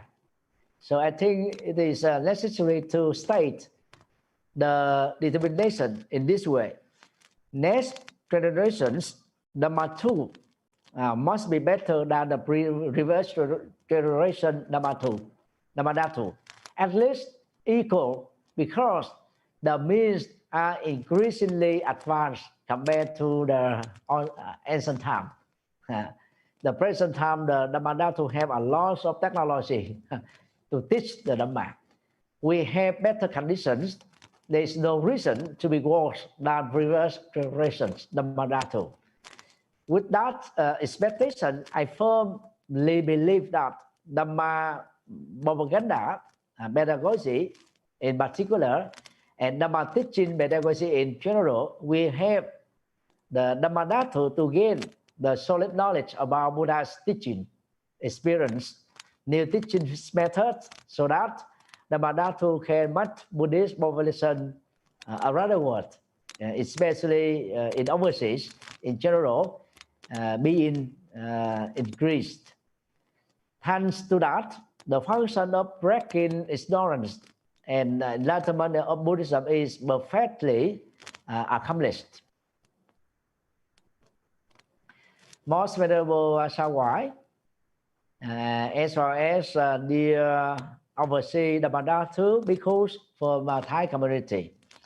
I'm very happy to learn that every year during the summer retreat, the Thai Sangha, especially MCU, organize the training programs for the overseas Dhamma 2 bhikkhus, so that they can have the knowledge of culture, philosophy, religions, language before going to particular country. At present, I don't know how many temples as well as the number of Thai Dhamma 2 overseas, but for Vietnamese, we have at present nearly 500 temples and 600 monks and nuns living overseas. But none of them are trained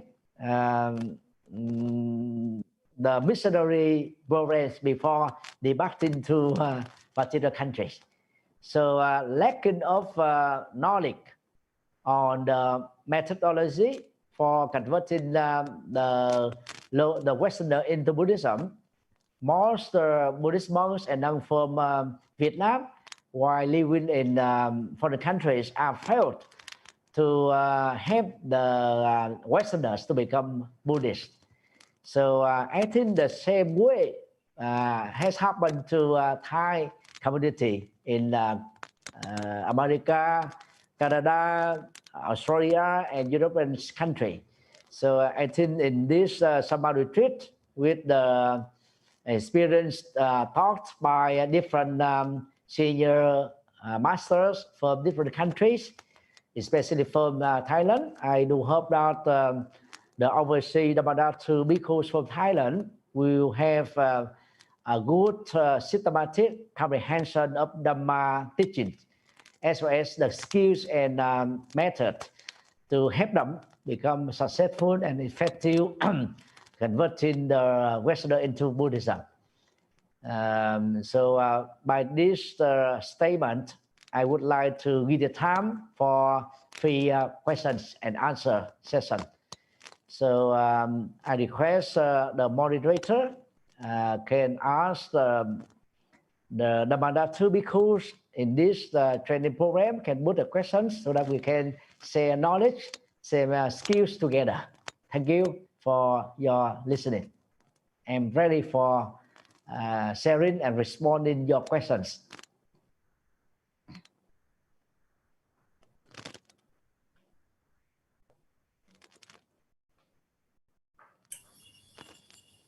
Yes, anyone have the question to ask the most venerable, please.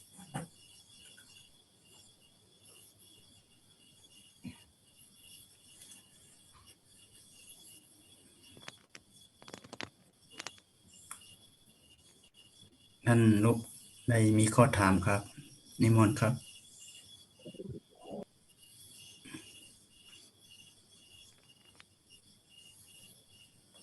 เลเซียนโอเคพระอรุณ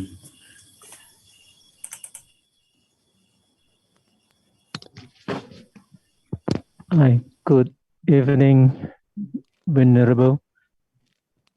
So I just ask some question because last time we met the Thai Plum village from Vietnamese monk in Korat. So I just question like why they have the same name like a Thai Plum village or Plum village, because it starts from south of France, right? And the second question is they also teaching the same way as the Sutra Master. Is that correct? That is the 2 questions, please. Yeah, thank you for your questions. That is very meaningful. Regarding the first questions, Zen Master Thich referred to you the term Plum village because the first center of his village is in Bordeaux city of France. And in that village, before he buy the center, there are 1,000 plum trees. So he remain the plum trees, and he called the village as the Plum village.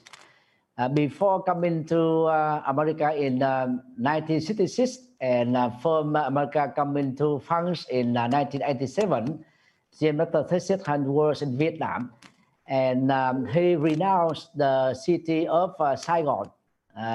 He come to central of Vietnam. The city he was residing is surrounded by a lot of trees, so he called that also the village. The term village, according to Thich, is very, relevant to the life of the people in developing country.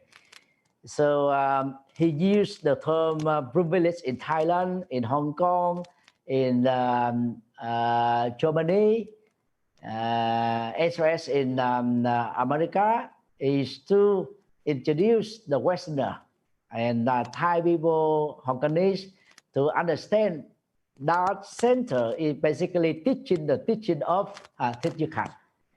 So now he's 96 years old. I think maybe after a few years he will pass away due to the aging. And those Plum village center in Thailand, Hong Kong, Germany, and America will last for long.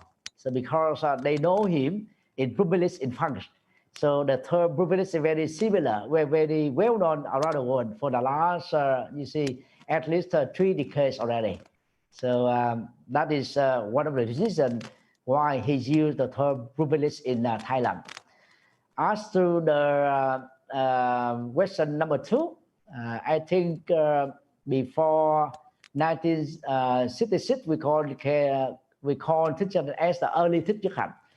Early Thich is very good philosopher of Mahayana Buddhism. He taught Chinese meditation very well. He wrote about 30 books at a young age, and he very well known among Mahayana community in Vietnam. When he came to America in 1966, he first time read the meditation sutra, Anapanasati Sutra. Then he changed his mind, and as the result of that, he changed his method of meditation. Instead of using Zen method of Chinese, he's prefer to teach the four foundations of mindfulness according to the Bali Sutras in Middle Length discourses. So by changing the method, he attracted a lot of intellectual Westerners coming to Buddhism. He wrote many books on mindfulness, on meditations. He used in very simple English terms, and he explained in terms of application in society. So that the Theravada Buddhist practice Sangha also consider something new compared to their traditional teaching way. But for the Mahayana practitioner, also consider his teaching is something new to them. By this way, we can consider the method of teaching as is the combination method of Theravada and Mahayana in general. And in European country, had witnessed the revolution of meditation, at least starting from 1970. So when Thich teach meditation to the West, that is something very new, very new. And apart from his moment, there is also the moment led by His Holiness Dalai Lama and High Lama from Tibetan communities, as well as Sri Lankan communities and Asian communities like Thai, Vietnam, Cambodian, etc.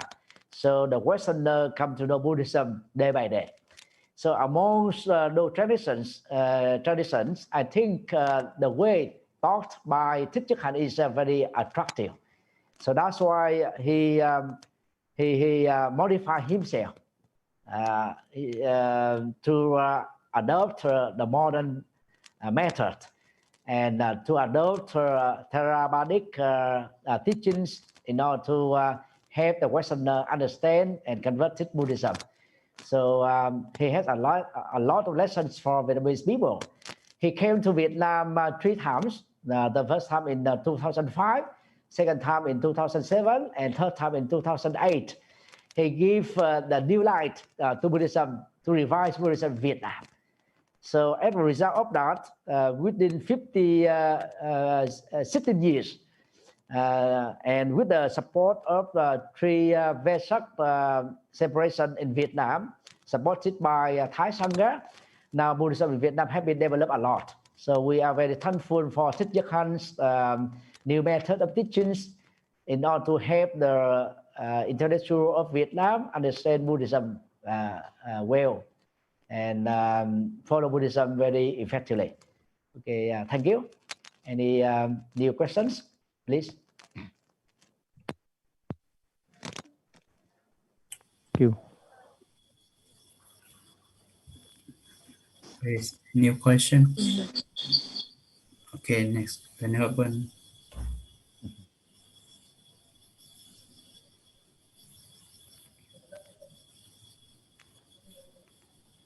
Good evening, most venerable. Yes. In order to be able to study in Buddhism University in Vietnam, what principle must be passed? And is it supported by the government, or they have to pay for themselves? Or how can you estimate the budget for the cost of per degree, like a master degree, bachelor or doctor degree? Yes. There are 2 matter to be understand about studying at Buddhist University in Vietnam. In 1964 to 1975, we have only one Buddhist university, which is very famous, called Van University. So at that time, we have 3 levels of teachings: bachelor, master, and doctorate. All are, you see, free-oriented courses. After 1975, when North and South Vietnam unified, we have, first of all, only one university built in 1984, that is Vietnam Buddhist University. So since that year till now, you see, we give free tuition to the students. And we also get free hostel for them. Only those who are living outside the university campus have to pay the tuition fee. And the tuition fee in Vietnam very cheap compared to the National University of Vietnam. At present, you see, the laity pay only $150 US per year for bachelor and graduate courses. And monks and nuns, if they are living in the hostels facility provided by the university council, they pay nothing, even single pences, nothing. All are free. Free of tuition fee, free of hostel facility, free of eating, and free of Medicare. We are unfortunate compared to Thai Buddhist universities and colleges. We are autonomous university and colleges. The government of Vietnam does not support anything. We have to survive ourselves.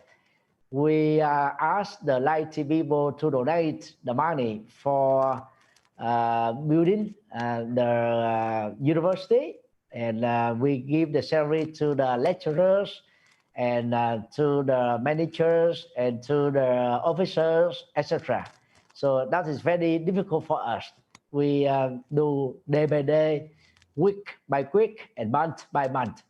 So that's why you see the facility of Buddhist university and colleges in Vietnam are very backward compared to Thai facility. I have come to Thailand since 2004 and travel, you see, Chiang Mai, Chiang Rai, Bangkok, Ayutthaya, and many other cities. I have visited different campuses of MCU. I'm very, you see, lucky to witness the development of Buddhist education in your country. And when back to Vietnam, we try together to develop and have Buddhist education in Vietnam to enhance the quality of teachings and the quality of hostel facility, the quality of building. So we are unlucky at present. So I think in the future, maybe the government of the government policy of Vietnam will be changed in a positive way, so that they can support financially and some other matter in terms of you see formality and paperwork, so that Buddhist education of Vietnam will be developed. In terms of the principle for any foreigners to study in Vietnam, you see the formality in Vietnam very complicated according to the law of religion and belief from 2018. First of all, the foreigner have to be able to obtain the valid passport. After having the valid passport, then he can apply to Buddhist university and Buddhist college in Vietnam. If you would like to apply for the university which is not Buddhist, then the formality is easier. But the tuition fee is somewhat expensive. For example, for the bachelor degree, you have to pay roughly $900 per year, and some other good and well-known university you have to pay 1,500 or 2,000 US dollar per year.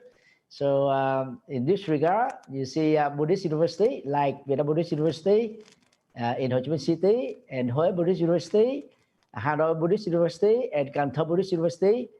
You see, give free tuition fee for them. So we do hope that with this policy, we can help the younger generation of monastic members of Vietnam to have a good ideal for you see, teaching Buddhism to the society. They should be compulsory to do so, because everything for them is free. We are, although we are, you see, very poor country, also we have no fund. We don't have the foundation like Thailand, but we try our best to have the young monks and nuns to have the better knowledge for education. At present, in Vietnam, we have roughly 700 monks and nuns having master degrees and doctorate degrees. So compared to the Catholic Church father, that number is not very high. So in order to have monks and then have the better knowledge of Buddhism, to teach Buddhism effectively, then we have to give all the good facility to them, especially free tuition, free facility. Thank you. Keep continue for the question. How the number of budget that you take care or handle this, and how many students there? You see, for the budget, every month we have to pay for them at least 60,000 US dollar per month. In my temple, we have at present 1,150 monks and nuns living in the hostel facility for free. And for the Medicare, we pay everything for them. If any monks or nuns happen to go to the hospital, then we pay free for them. In order to get that policy, I asked my disciple to support me financially to buy the Medicare for every monks, nuns, students, as well as the lecturers and the staff and officers. That is paid by my disciples' pocket. So I think that good policy will help them to give more diligence as well as more determination to serve Buddhism in the present as well as in the future. Thank you, Most Venerable Sir. You're welcome.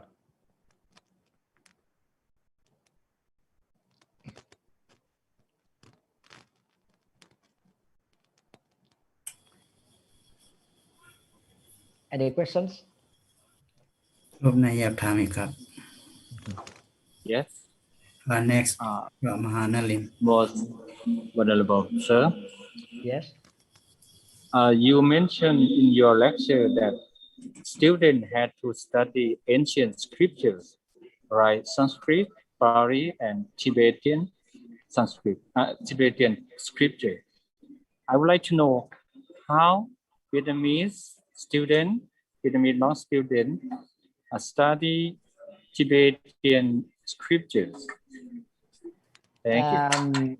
That is optional, not compulsory. You see, every monks and nuns, as well as pursue their higher education in my university, they have two options in terms of the Buddhist language. They either opt for Pali or Sanskrit or the ancient Chinese or the Tibetan. Not all together, only one among that. For the modern language, they have to opt either English as the second language or the Mandarin Chinese. Mandarin Chinese as the second language.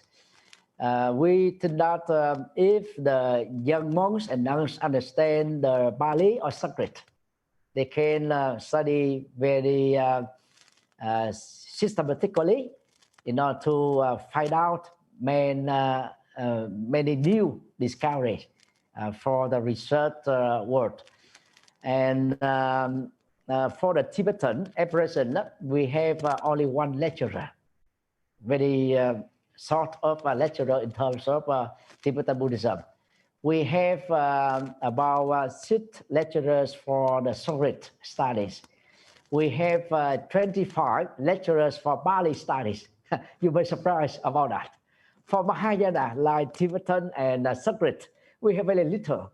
But for Bali, we have many, because our Sangha have very good policy to have Theravada Buddhism to develop. So senior leader of Theravada Buddhism also become vice president of our Sangha in the national level. And in my university, we have one vice rector representing Theravada Buddhism. We have one vice rector representing the New School of Buddhism. The rest are the Mahayana vice rector, in order to have the students to learn more and effective for, Theravada Buddhism. But in the future, we do have that, we think that we have to improve the Tibetan studies in terms of language, philosophy, as well as the cultural activities. At present, we have sort of this aspect. Thank you so much, sir. You're welcome.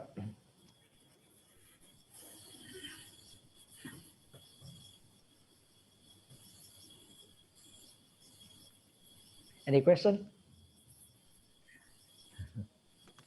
Anyone have a question to ask the Long Po?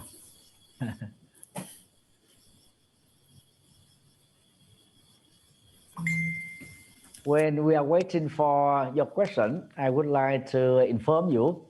When the first UNDP, Vesak separation in Vietnam in 2008, the population of monks and nuns in Vietnam only 43,000, and the numbers of temples are only 13,000 only. So within 13 years, and with 3 times of Vesak separation, with the support fully by Thai Sangha, then the population of monks and nuns has been increasing from 34,000 to 57. At least 13,000 more has been increasing. That is a very good number. And the number of temple also from 13 to 18,650 temples.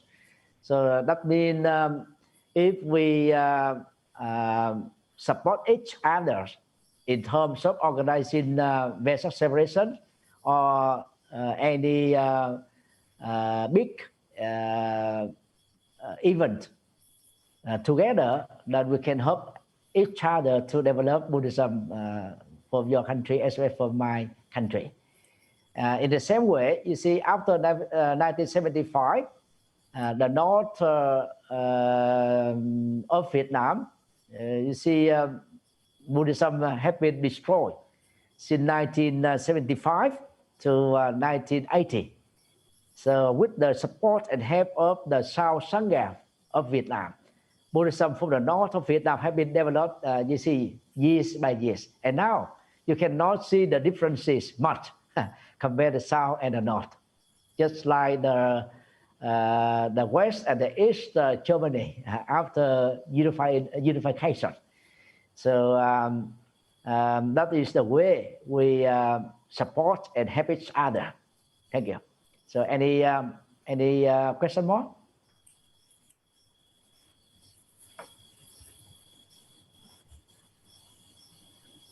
Anyone want to ask the question from Long Po?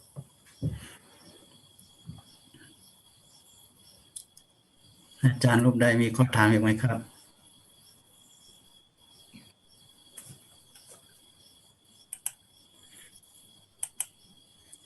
จันพอครับพอสมุดครับ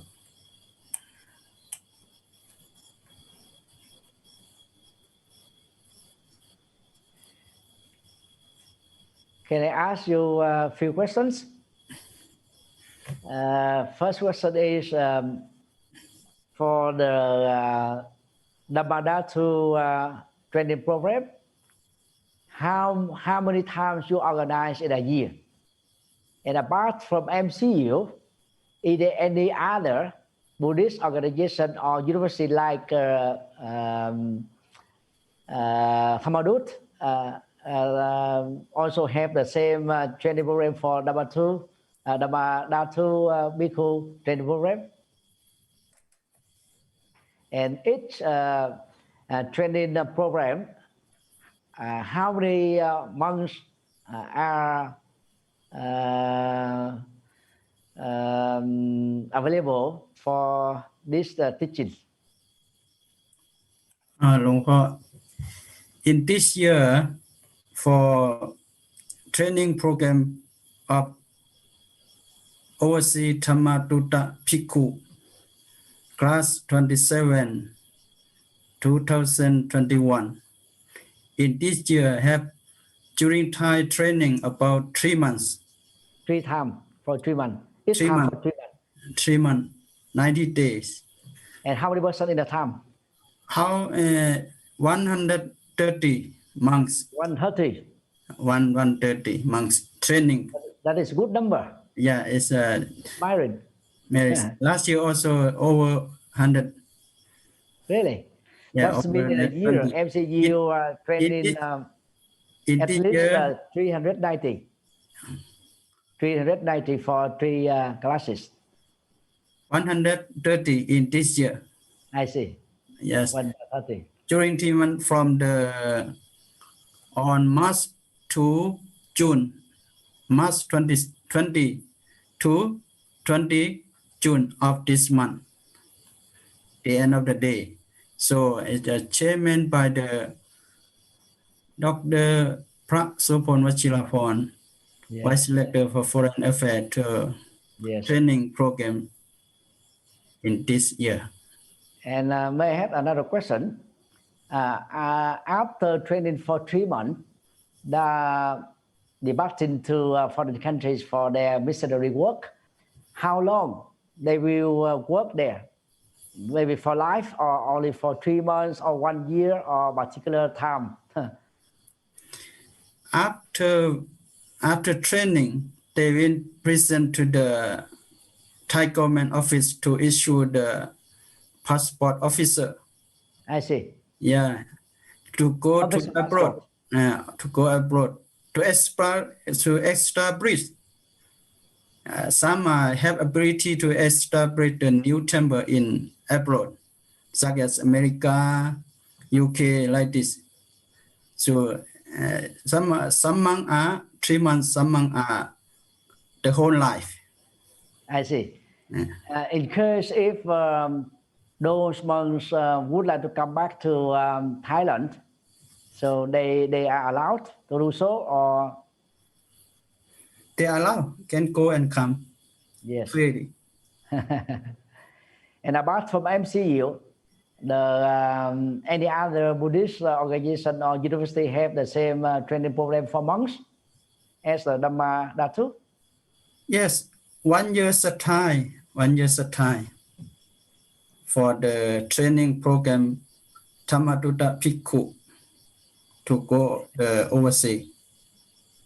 1 year at time. In this time, 27 class already, 27 year already. 27 years. 27 years. Yeah. That's a good tradition. And do you have the English version of the textbook for the training? English version. English version have some, but they have English class also have training for the English language. I see. Can you give me the curriculum of the training program for the Dhammadatu Bhikkhus overseas? Yes, yes. Only the curriculum. so that I can know what kind of subject to be taught for the monks. Yes. Ask from Long Po. I will ask your boss. Okay. So หมดแล้ว now ตอนนี้หมดแล้วเหรอ invite Long หมดคำถามแล้วใช่ไหม พระโสพลวชิรพร give a speech. Yes, thank you. Okay, thank you very much, Dr. Thich. Yeah, Dr. Thich, are you hear me? Yes, Yeah, you're good. Thank you very much for your join with our it's special. my pleasure Yeah, and honor. thank you very much for that. About your question is about our Dhamma peoples. So overseas, after they are going there up to situation, normally there will be there more than 2 years. Or if they can set up the Thai temple there, I see. like a Vietnamese temple in USA and the other European also, same. I see. But they can come and go. Their position is the Dhamma for overseas Dhamma. They have a position for that until all life for that. For whole life. For all life, but they can move their temple from America to Europe and to That's very good policy. yeah, they're good. Because our Sangha Council the policy ready. Also, we have the two sect of Buddhism in Thailand, correct? Buddhist Sangha in Thailand, correct? Mahajura and Mahamakut, you know that. That we make separate training. Separate training. But Mahamakut also have the same program. I see. But now for Mahamakut they not take care directly because of the Dhammayutta Nikaya they set up the training center or training institute by themselves already. But staff from Mahamakut Buddhist University. I see. But for Mahajura Sangha Council from the Mahadikaya side, they decide Mahajura to train.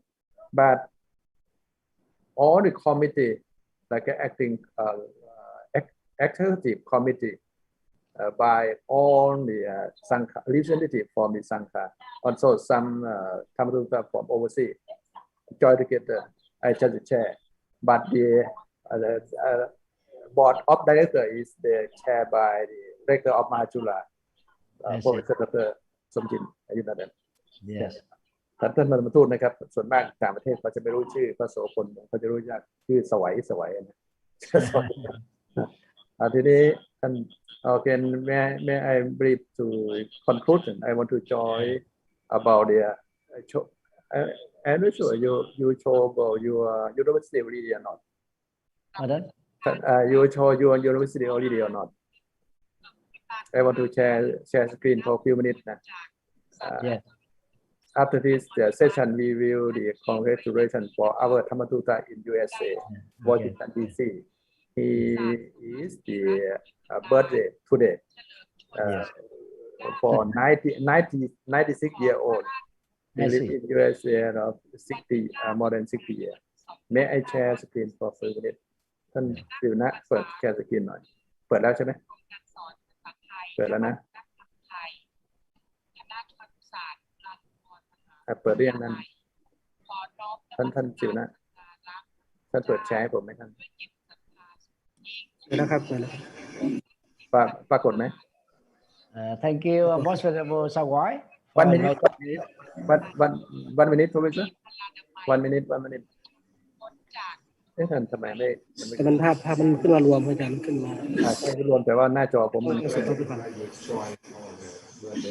ไอ้นั่นน่ะไอ้นี่มันมาได้คลิกออกไปเลยครับตัวซูมคลิกออกไปเลยครับคลิกไปยังไงมันไม่ออกคลิกย่อลงมาก็ได้ครับท่านประธานทูตนะครับ Your University located in Ho Chi Minh City ได้จัดที่เมนชั่นท่านจัดงานฉลองปีการพระสงฆ์ท่านหลวงพ่อใหญ่นะครับท่านประธานอยู่ด้านซ้ายมือนะซ้ายมือเรานะครับอาจารย์ใหญ่ท่านเป็นรองพระสังฆราชนะครับแล้วก็แต่ว่าทำหน้าที่เป็นเจ้าคณะโฮจิมินห์ด้วยนี่เป็นวิไลท่าน เป็นห้องรองนี่ท่านอันนี้ท่านที่นั่งหันหลังนี่เป็นเถรวาท Theravada Buddhism เทรวาทPresident เทรวาทสังฆเวียดนามแล้วก็ท่านนี้เป็นกัมพูชาใช่ไหมที่เป็นนิกร also สมเด็จรัตนาจอยวิรัตออริดีฟอร์มเจแปนฟอร์มเวียดนามฟอร์มฝ่ายรัฐบาลและนักธุรกิจเนี่ย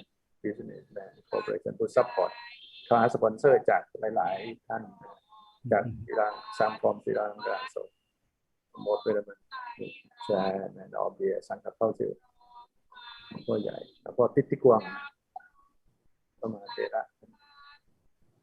เร็วดูเร็วเลยนะพ่อเทพองค์มาเทพตอนนั้นพ่อเทพรักษาตัวอยู่ที่ปัจจุบันบุรี the former president of Vietnam former president yes แต่คืออดีต in the black ตามดี former president of Vietnam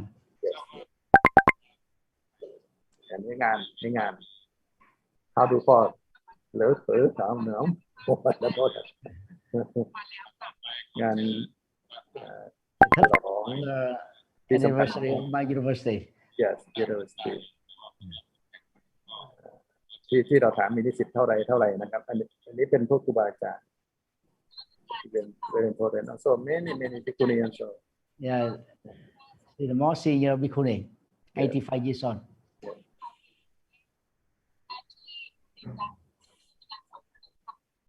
ก็มาร่วมอันนี้ท่านภาพรวมของห้องเรียนที่ว่าเวลาที่เขาทานฉันข้าว 2,000 กว่ารูปนะครับเขานั่งอย่างนี้ฉันไข่ฉันมันไปเดินรับบาตรเหมือนพวกเรารับตัวนี้นะโยมก็จะเวลาตักบาตรเสร็จรับบาตรมาเสร็จนั่นจะเป็นถ้วยใครถ้วยมันนะครับก็จะโยมที่ถวายไทยธรรมก็จะเดินทำเหล่านี้ถ้าก็หาเจ้าภาพเหมือนที่ท่านว่านะเพราะ free of charge you get the donors from around Vietnam and around the world ในคนที่มาร่วมงานญาติโยมข้างนอกคนเหล่านี้เป็นเจ้าภาพเท่านั้นนะอันนี้ทำครัวท่าน canteen dining hall cooking by lecturer students monks and nuns monks and nuns service เป็นเวรท่านเป็นวาระตอน30 กว่ารูปแล้วมีโยมที่เป็นหัวหน้าครัว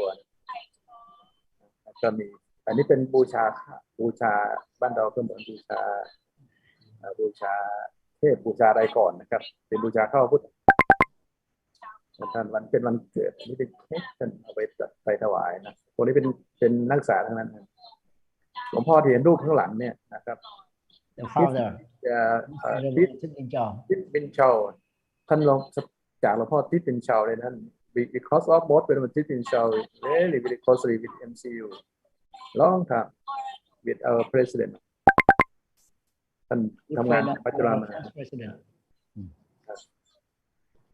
อันนี้รูปแบบของมหาวิทยาลัยที่เป็นอาคารสถานที่เขานะครับที่หลังคาเขียวๆในห้องประชุมเมื่อกี้นี้ที่พักอยู่ในนี้ฝ่ายภิกษุนี้ฝั่งหนึ่งภิกษุฝั่งหนึ่งครับเนี่ยเป็นเวลาเป็นที่ว่างนะ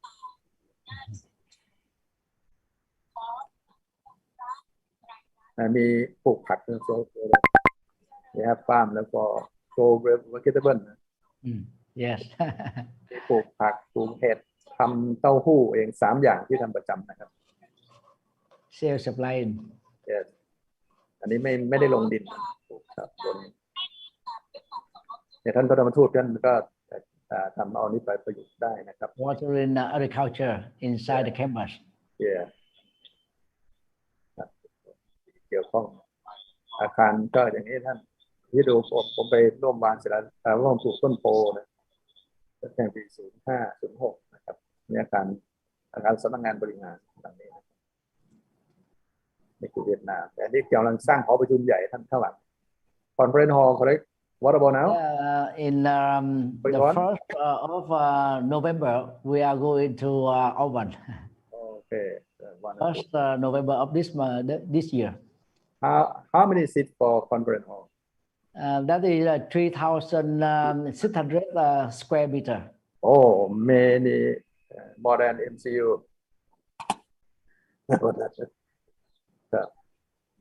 but the facility is lower than the MCU no because your energy to many energy too much energy รับปริญญาน่าไปเรียนไหมครับรับปริญญาก็ได้อย่างนี้ครับให้ดูผมครับ then I want to thank you all for join with us about the activity Buddhist activity and join with us with the Dhamma-tuta your Dhamma-tuta in USA and other ถ้าท่านไปเป็นพระธรรมทูตที่ต่างประเทศจะต้องเจอคนเวียดนามแน่นอนครับคนเวียดนามเนี่ยเป็นพวกที่ทำบุญมากนะทำมากครับทำบุญมากผมเจอมากมายนะรวมถึงตอนอเมริกา I mentioned about the last the cooperation between Vietnam Sangha and Annam Nikaya in Vietnam Annam Tong Annam Tong Annam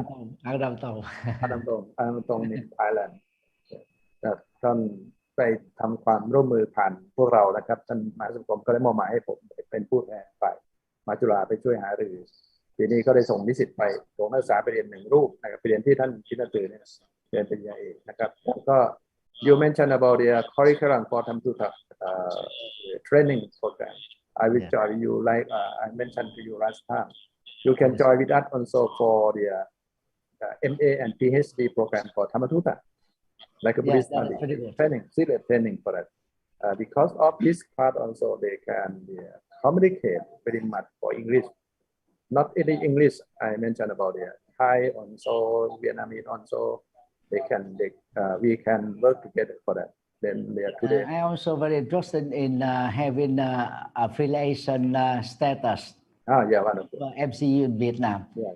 So maybe after a few days my sister Mong will send a proposal to you and if you have the paperwork with CBAR of Sri Lanka or paperwork of one affiliated institution in Singapore please give me in English version so that we can follow the same thing welcome นะครับ yes ครับอีกอันหนึ่งนะครับ that can have developed the mutual relationship between MCU and ours because now you are Sangha too many แล้วท่านแปลหนังสือ CPT นะที่ผมเล่าให้พวกเราฟังนะท่านแปลเป็นเวียดนามเรียบร้อยแล้ว I mentioned about you translate CPT Vesak book to Vietnam is already finished for just waiting to complete about the acceptance letter from Propagation นะครับก็คือเขาแปลเสร็จเรียบร้อยตรงนี้รอพิมพ์นะครับ then for today I thank you very much for your joy with us but I give opportunity to our representative to give this thank you speech for you ท่านประธานทูตนิมนต์ครับ Okay, thank you. For 1 minute. I do hope that your training program will be successful. Yeah.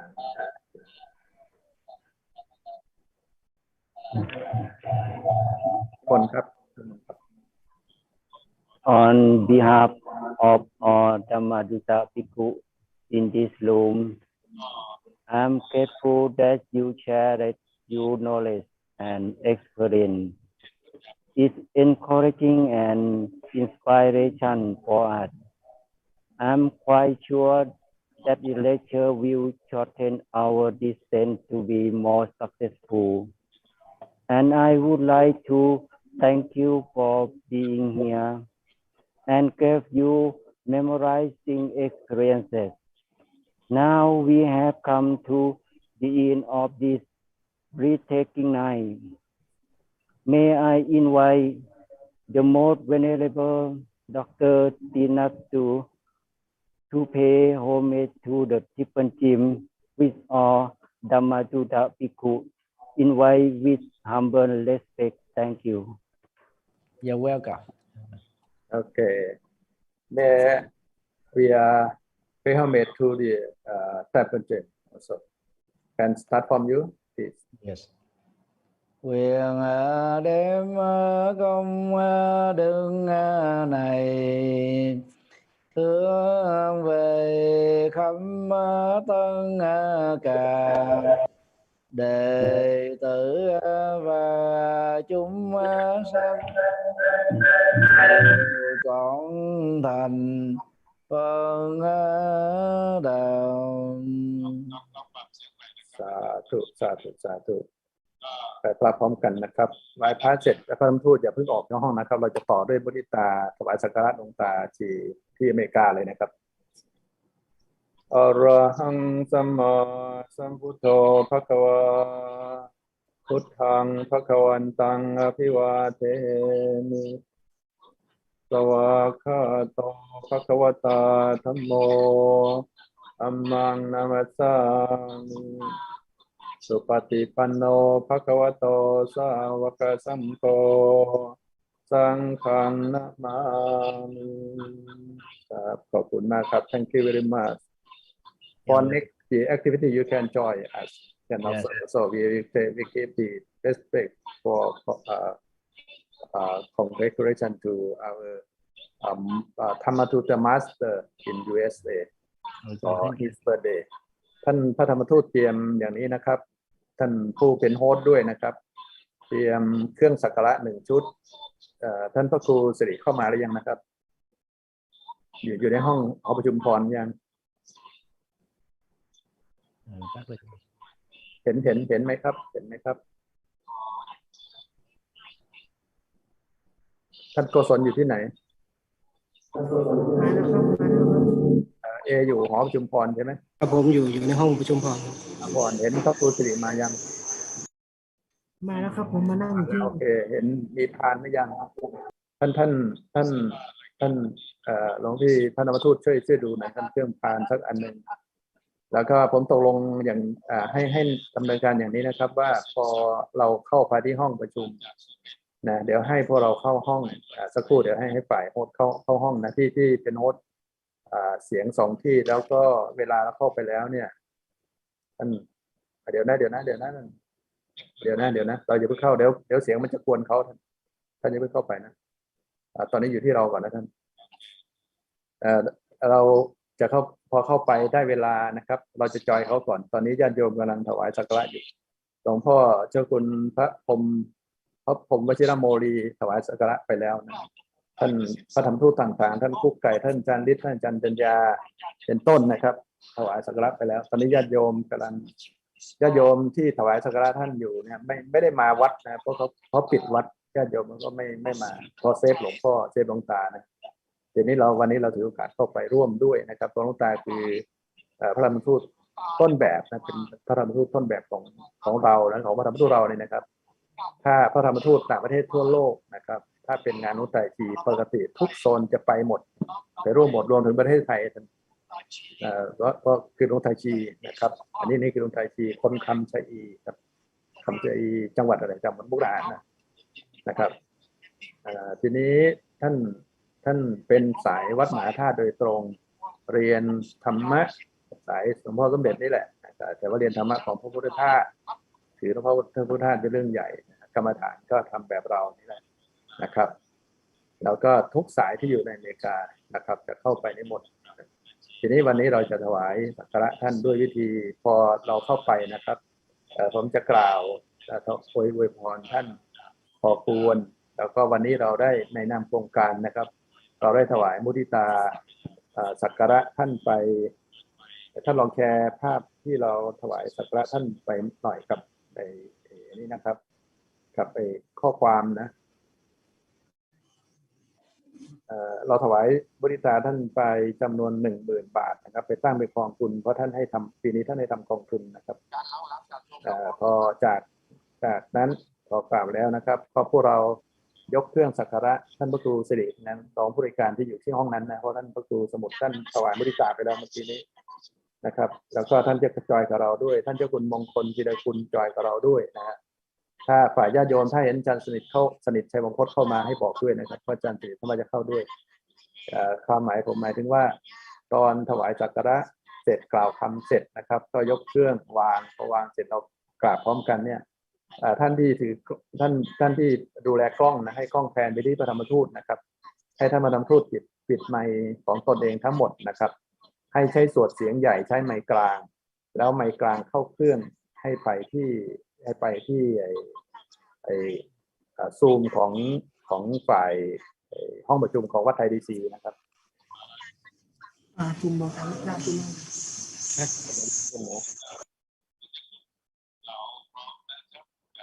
ตอนนี้เจ้าคุณหลอกำลังจะเข้าโอเคท่านบทที่เราจะสวดนะครับพอท่านถวายสักการะเสร็จนะครับนั่งแล้วเราจะสวดบทโสอัตตรโธนะครับโสอัตตรโธ3 รอบพอ3 รอบเสร็จเราก็กราบนะครับกราบเนี่ยกล้องผมทำไงกล้องจะได้ชัดแต่ผมอยากใช้เสียงพวกเรานะครับเสียงพระธรรมทูตที่หอประชุมพรอยู่ด้วยกันอยู่หอประชุมพรเนี่ยเป็นเสียงหลักในการกล่าวมหาเถเรปมาเถนะเสร็จแล้วก็โสอัตตรโธเนี่ยผมเพียงแต่ขึ้นเสียงให้แต่ไม่มีเสียงผมนะครับเสียงพวกเราอยู่ที่นั่นนะเพราะว่าผมจะขึ้นโสเสร็จแล้วผมจะปิดไมค์ผมเลยนะครับเพราะท่านเอาเสียงท่านต่อเลยนะเสียงท่านอยู่ที่นั่นนะครับเพราะเสียงกล้องดีกว่านะครับแต่ว่ามันต้องใช้ไมค์เดียวคือไมค์หลักนั่นแหละท่านไม่ต้องใช้ไมค์ของท่านทูตนะครับท่านกศลท่านเจ้าคุณมงคลอริตาแล้วเจ้าคุณมงคลเล่าแล้วเข้าเลยท่านกล้องหลักเข้าเลยท่าน